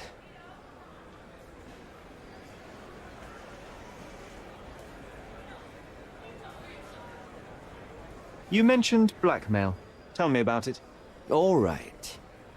A couple of days ago, I received an anonymous letter. It said that in the art gallery at Caravansary there exists a painting that incriminates me. The blackmailer made it clear that if there is a painting, then a photograph exists too. And I should be wary of what it might do to my reputation. What does the blackmailer want from you? Money, of course. What else do such people want? Needless to say, I don't remember anyone taking photographs at the party. Up until the last moment, I hoped he was bluffing. But he wasn't, as you've just proven to me. Show me the letter. I burnt it as soon as I read it. I've left enough evidence. There's no need for any more. So, let's return to the beginning. What happened at the party? I vaguely remember that night. As usual at such parties, you meet people, you talk with them, they invite you to spend some time alone with them. What can I say? I got myself mixed up with the wrong company, and somebody must have mixed some psychoactive substance in my drink. After that, it's all blurry. I completely lost my sanity. I made a terrible mistake which I regret deeply. You don't say. Do refugee girls often appear on the menu at those types of parties? It's rather rare. So you didn't attend the party to engage in an exotic experience involving a vulnerable woman unable to accuse you of assault? I would never have planned such a terrible thing. What happened was just bad circumstance. The painting that depicted you in the image of the devil was stolen by a mercenary. Did you have anything to do with it? I might be a rotten person, sir, but hiring criminals for illicit purposes is not in my daily schedule. And buying the painting in an attempt to hide the crime, is that on your daily schedule? What would you do in my situation? I would never put myself in such a situation. You're young. I could never have imagined myself in my current position. Yet, here I am in front of you. We all make mistakes, Mr. Holmes. And I'm no exception. Boniface Mercurio, does the name mean anything to you? He's an artist, right? The one responsible for the painting that compromises you. I found him dead in his room. Oh, that is bad. Wait, you don't think that I have anything to do with this? You had motive to kill him. Maybe I did, but listen. I know how this looks, but murder? That's on another level. I had thoughts that this Mercutio... Mercurio? Well, him, yes. I thought he could have been the blackmailer. But I was too afraid to make any hasty decisions. There were plenty of ways to fail by making a move, so I chose to wait. To see what he would do next. You have to believe me. I don't believe people, I believe evidence. Then look at the evidence. Mr. Holmes, I've built my entire career on hard work and uncompromising dedication to the Crown. I made a mistake. But I'm not a villain from some cheap adventure fiction. By putting me behind bars, you will benefit precisely no one. Rotting in prison is the least you deserve, but I have a better idea. You will make amends and help the ones you hurt.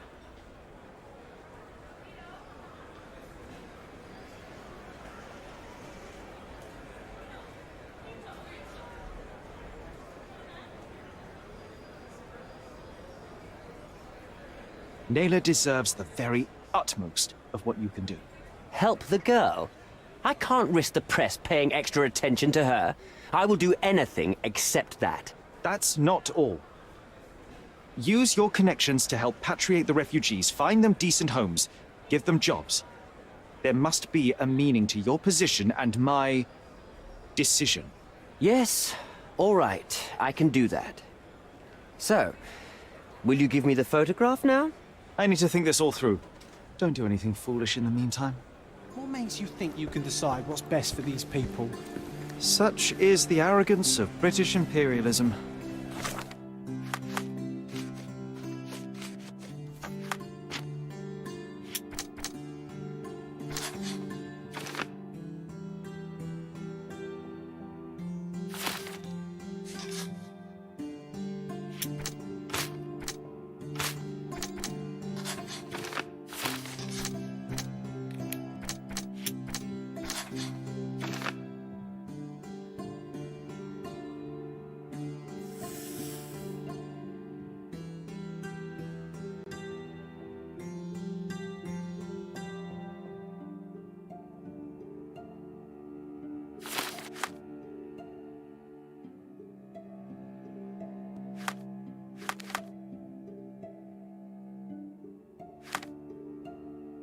I take your point.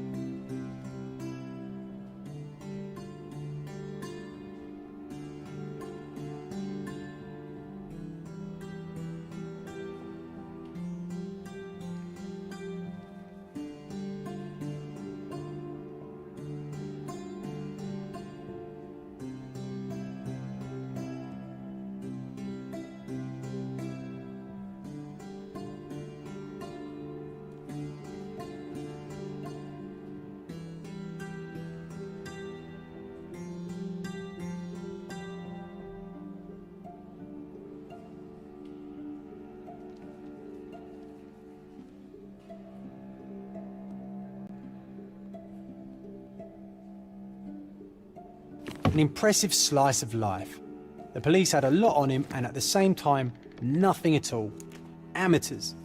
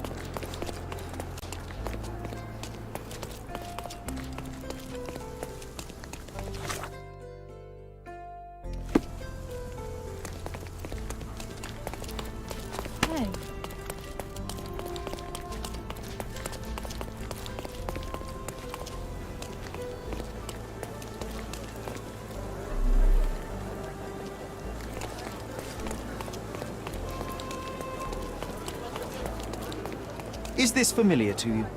I'm sorry, but I've never heard of that.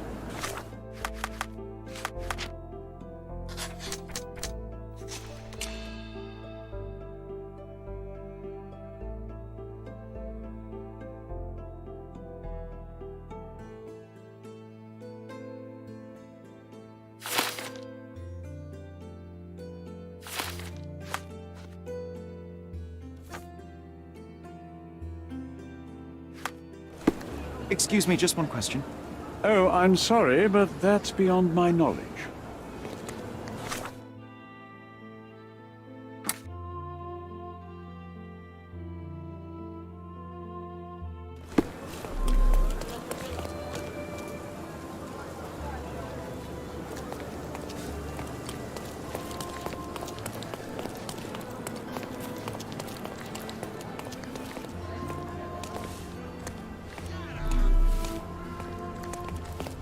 This earthenware came a long way from the Staffordshire potteries. These workers don't look like your average Cordona folk. They're refugees from the camp. Excuse me, just one question. I'm sorry, but I've never heard of that.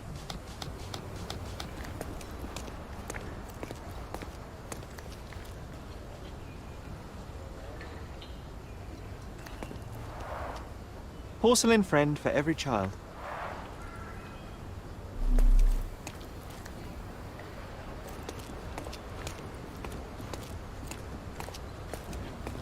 Shipped from Cape Town. The wine route from colony to colonies. An essential remedy against sea scourge on any ship. Bernadotte doesn't miss an opportunity to occupy every niche in the market.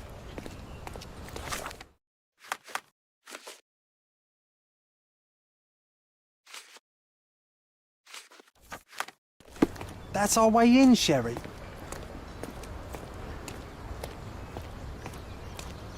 Hey, yo. This is private property. You lost something.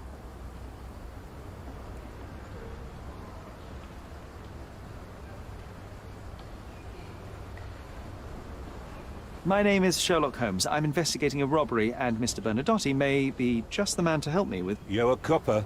I have nothing to do with the police. Mr. Bernadotte isn't seeing anyone. You have 3 seconds to walk away, or you'll never walk again. Capito?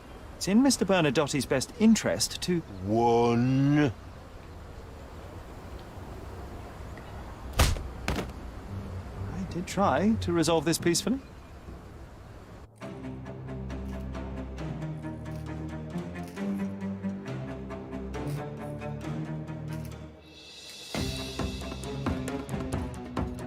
I'm coming.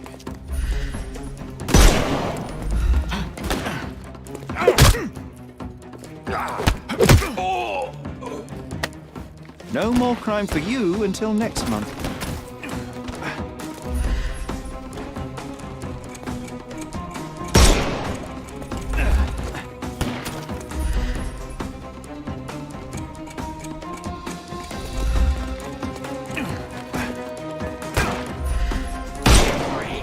I'm coming. Take a rest, my friend.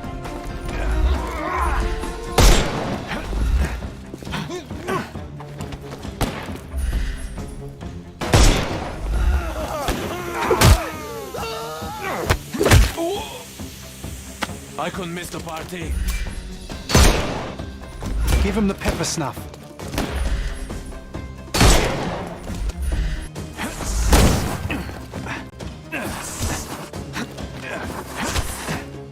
Dodge this!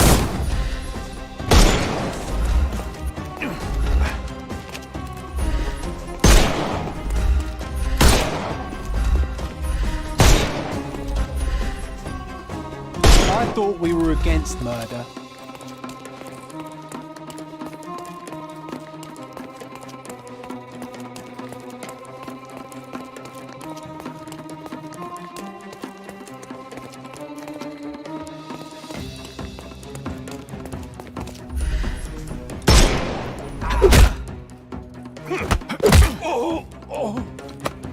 Don't bother moving. The snuff's ready.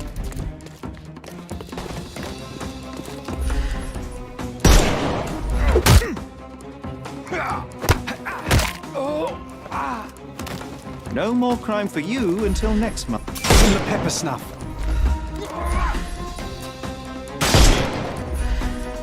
Time to knock this guy out.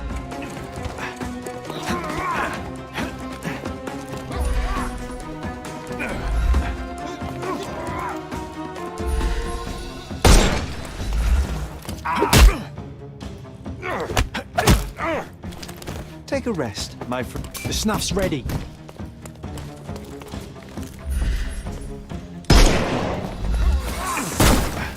I couldn't miss the party. I couldn't miss the party. Give him the pepper snuff.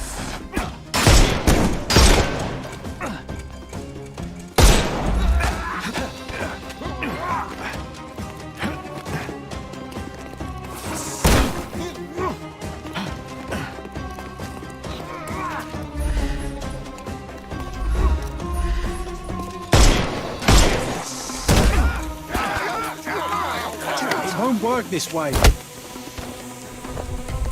I'm coming for you.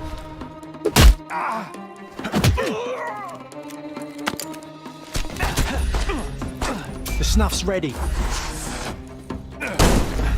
Eat lead.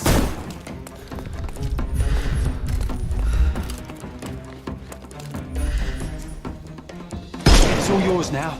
Go for it.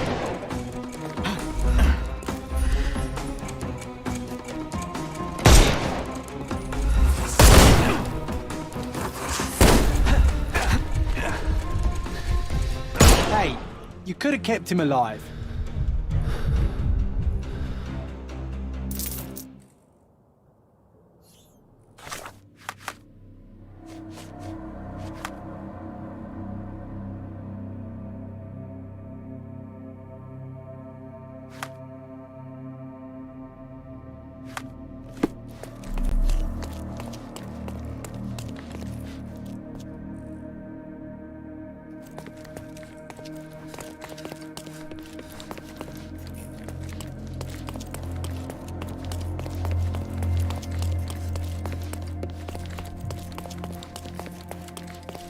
Sherry, look.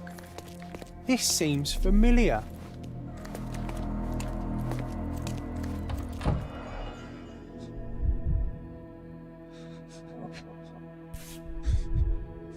A Dogon statue from West Africa. A century old at least.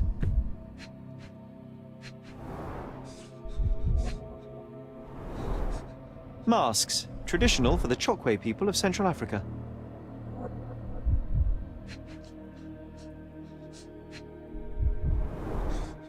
VH Grindley Flow Blue Tableware. This is what lies behind the facade of Bernadotte Company Limited.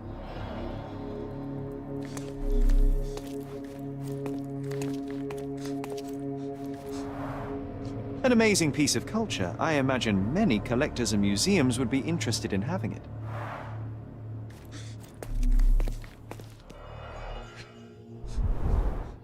Let's see what's hidden there.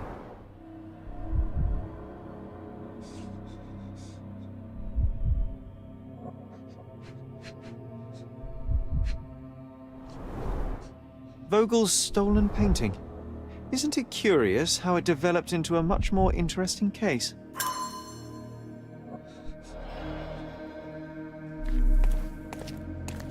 This marble fella, it's like he was made after my image.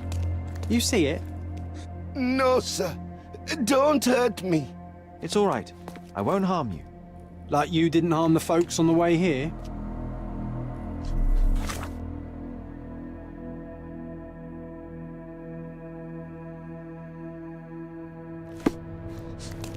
Can you satisfy my curiosity?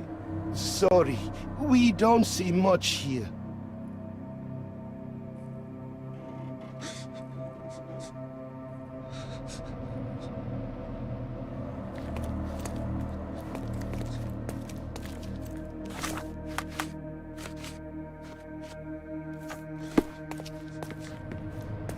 Can I ask you a question? Sorry, we don't see much here.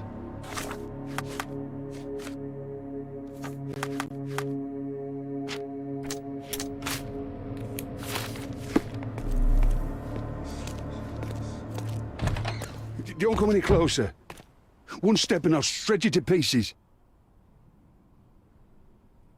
Go ahead. Make my day. Right-o. Yes. Yep. Well, excuse me, sir. I think I hear... I've got to... It's better I leave. Whoa.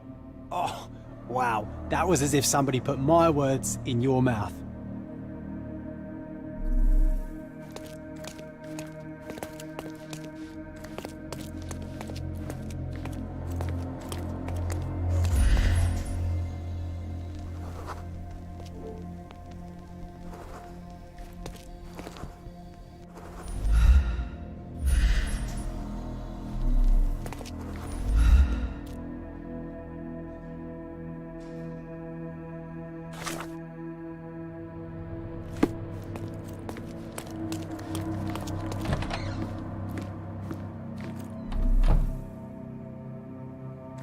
This is it. This is where all the magic happens. I suppose it's Mr. Bernadotte with our fine governor.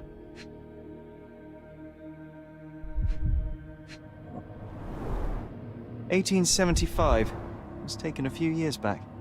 John, how many people in Cordona have a photograph with the governor, do you think? You definitely don't have one. The Bernadotte Company Limited Trade Network reaches the most distant colonies of the Great Empire. It must be Please very don't shoot convenient me. for a man like I have a Bernadotte. family.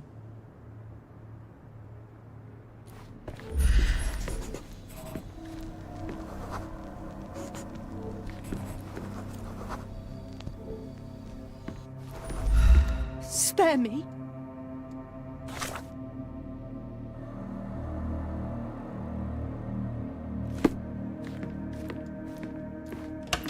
So, you've cut through all the guards just to talk to me. Then come here, and we shall talk.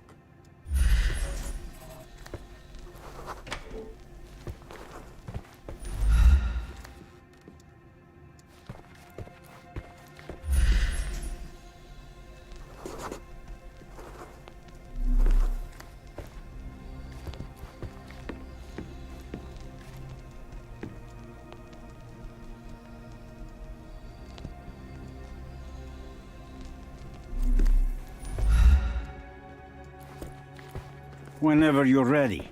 I'd hate to intrude.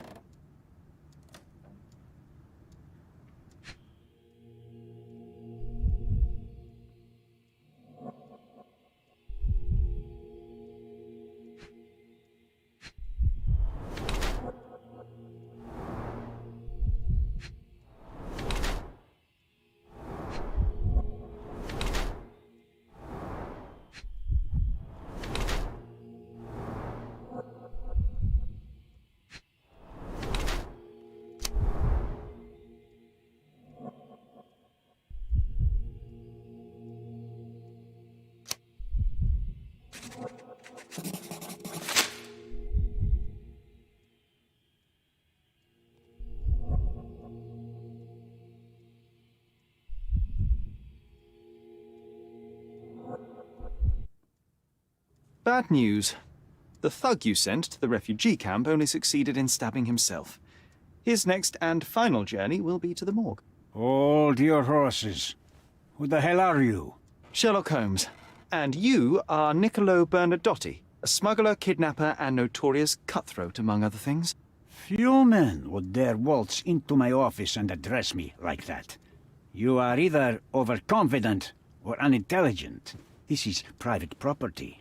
Give me one reason why I should not shoot you on the spot. I am sure my friends at the station would call it self-defense. Mr. Bernadotte, do you know the name Boniface Mercurio? I do not. Mercurio was a local artist. Recently, a man broke into his apartment, ransacked the place, and killed him. The thief was looking for something. You are testing my patience, boy. In a moment, the connection will reveal itself. As I said, your man was found dead in the refugee camp.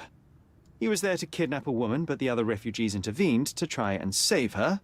The ensuing scuffle resulted in the man's accidental suicide. He sported the same tattoo as your men in this building. In fact, It also bears a resemblance to the one on your neck. Care to explain what business your man had with this woman? You have no idea what you are talking about. I can assure you this was no kidnapping. The refugees in the camp are on edge. What happened there is a tragic accident, one I am not responsible for. For what reason was your man there if not to abduct her? Why would I answer?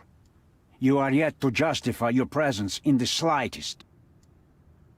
I was hired, privately, to investigate the recent theft of a painting from an art gallery. My investigation led me to a man from your organization, and thus, to you, Mr. Bernadotte.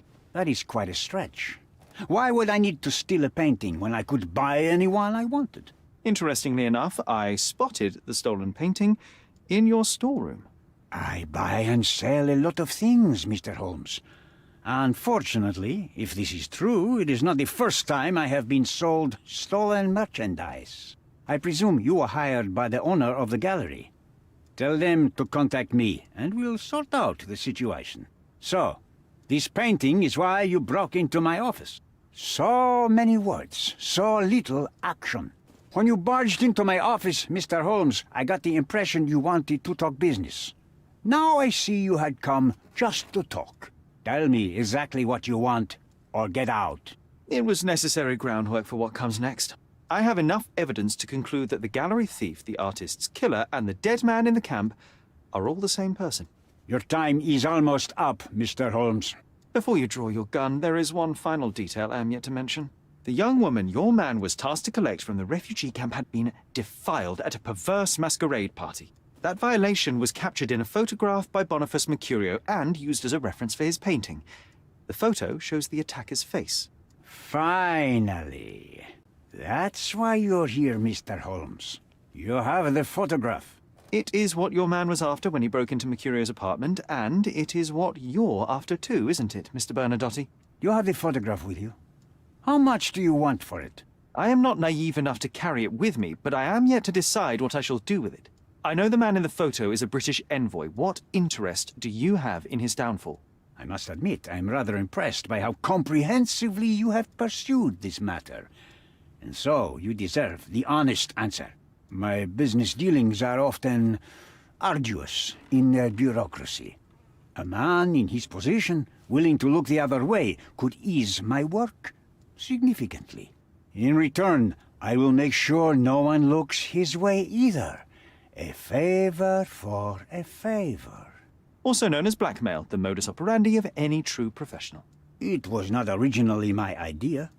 Mercurio set things in motion, extorting the envoy for the most trivial of ends. Money. In response, the envoy hired my man to retrieve the painting and the photograph, eliminating Mercurio's leverage. I only learned the whole story after the artist was killed in his home. And rather than extricate yourself, instead you took over Mercurio's venture. It fell into my lap. As a businessman, I simply seized the opportunity. Now, how much do you want for the image?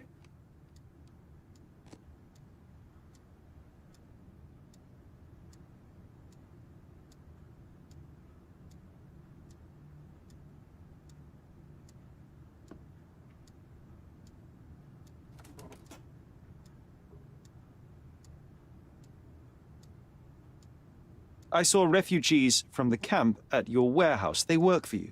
I have made certain arrangements with City Hall and the police. Thanks to me, refugees can work and be paid. It's a pathway to freedom. And how much do you save by capitalizing on their cheap labor? I have heard no complaints. They seem happy just to get out of that slum.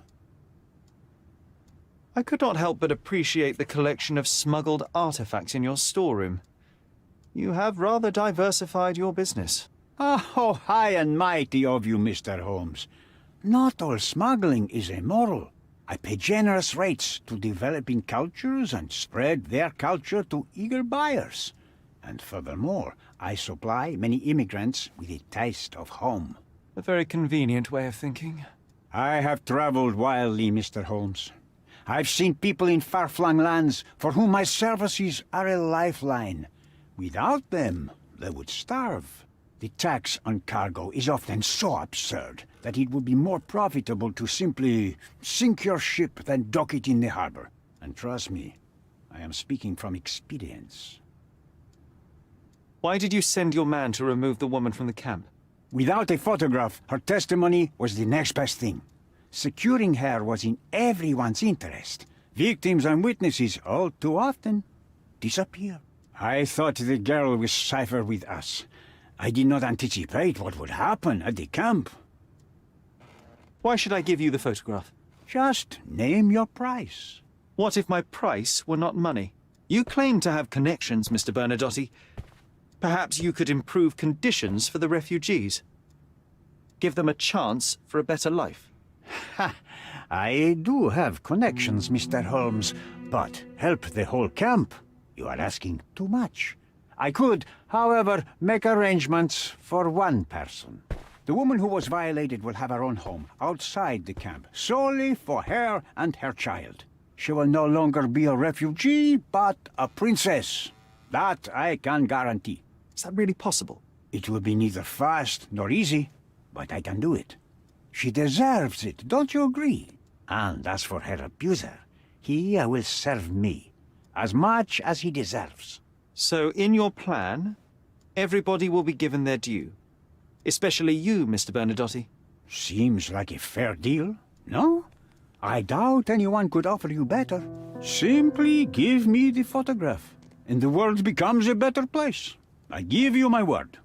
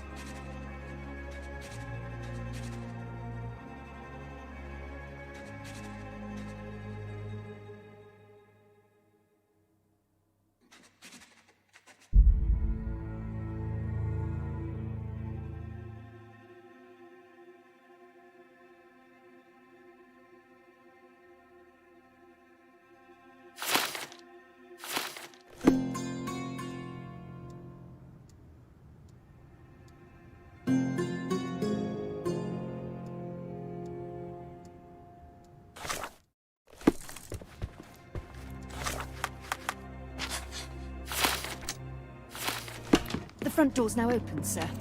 You can leave through it. If you want, of course.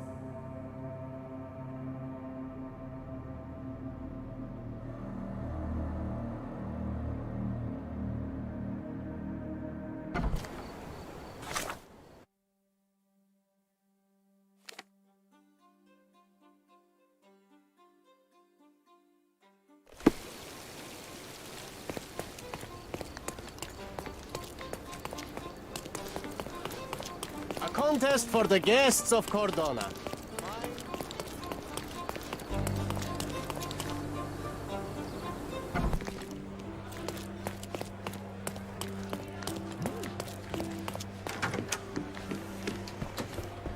Have you thought it all through? Almost. The refugees, what will happen to them?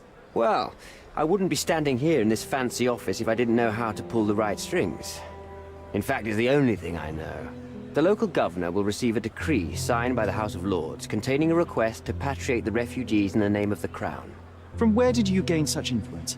I never asked you how you found the photograph. So don't ask the magician how he performs his tricks. But how can I believe you? Ugh, I presume you do believe in my selfishness. The initiator of the refugee salvation will be none other than the British envoy, savior and protector of those in need. It's a win situation for me, too. Now, what about the photograph? You deserve to be punished, but the greater good is what matters here. I won't bargain it for justice for Naylor. I'm glad that this situation is over. It will be over when you settle the matter of the refugees. You have my word, Mr. Holmes.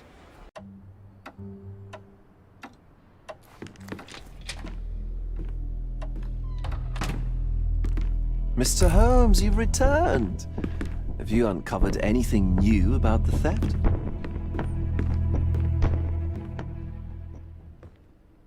I've brought news, but not all of it will please you. Fill me in, Mr. Holmes. I won't shoot the messenger. I tracked down Boniface Mercurio. I presume he wasn't delighted about the situation. He was not having a good day on account of his murder. Killed in his own flat by the same person that stole his painting. Oh, sweet Mercurio. Perishing in the pursuit of his art. How apt. I will miss his exceptional sense of humor. I located the thief, but found him rather cold. He was tight-lipped about the painting, too. Huh, he's dead. How very droll, Mr. Holmes. One presumes you were not responsible. It was an accident at the refugee camp. He impaled himself on his own knife. Life is nothing if not cruel and capricious. What about the stolen painting? Have you located it? I found the painting, but I could not retrieve it. Well then, where is it? In Bernadotti's office. Bernadotti? That shady businessman? Why would he steal it from me? I'm afraid you'll have to ask him yourself. I take it you found something more then. What happened to your crusade of truth? Was it not that important, after all? No truth will satisfy you, Mr. Vogel. It was not an attack, Mr. Holmes. If you've chosen not to tell me, I respect your intention. But it is just rather boring, isn't it? It is what it is. Well, now that we've resolved all of our outstanding matters, I have a gift for you. I took the liberty of having it delivered to Stonewood Manor. I am told it belonged to your mother. And what exactly have you sent me? Frankly, I'm not sure how to answer that. I trust you'll know.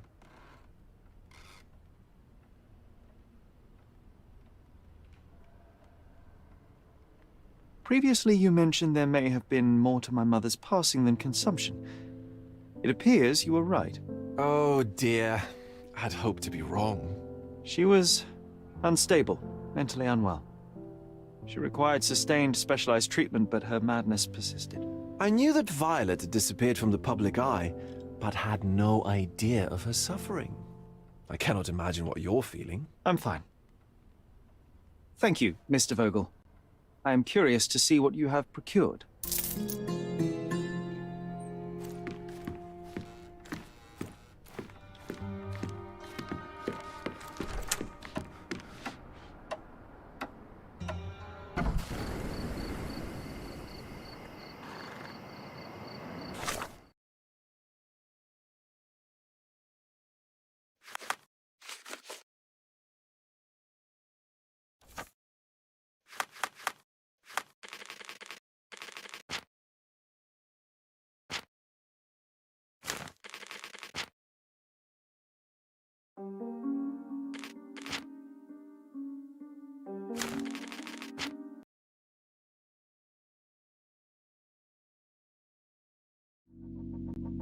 Let it go.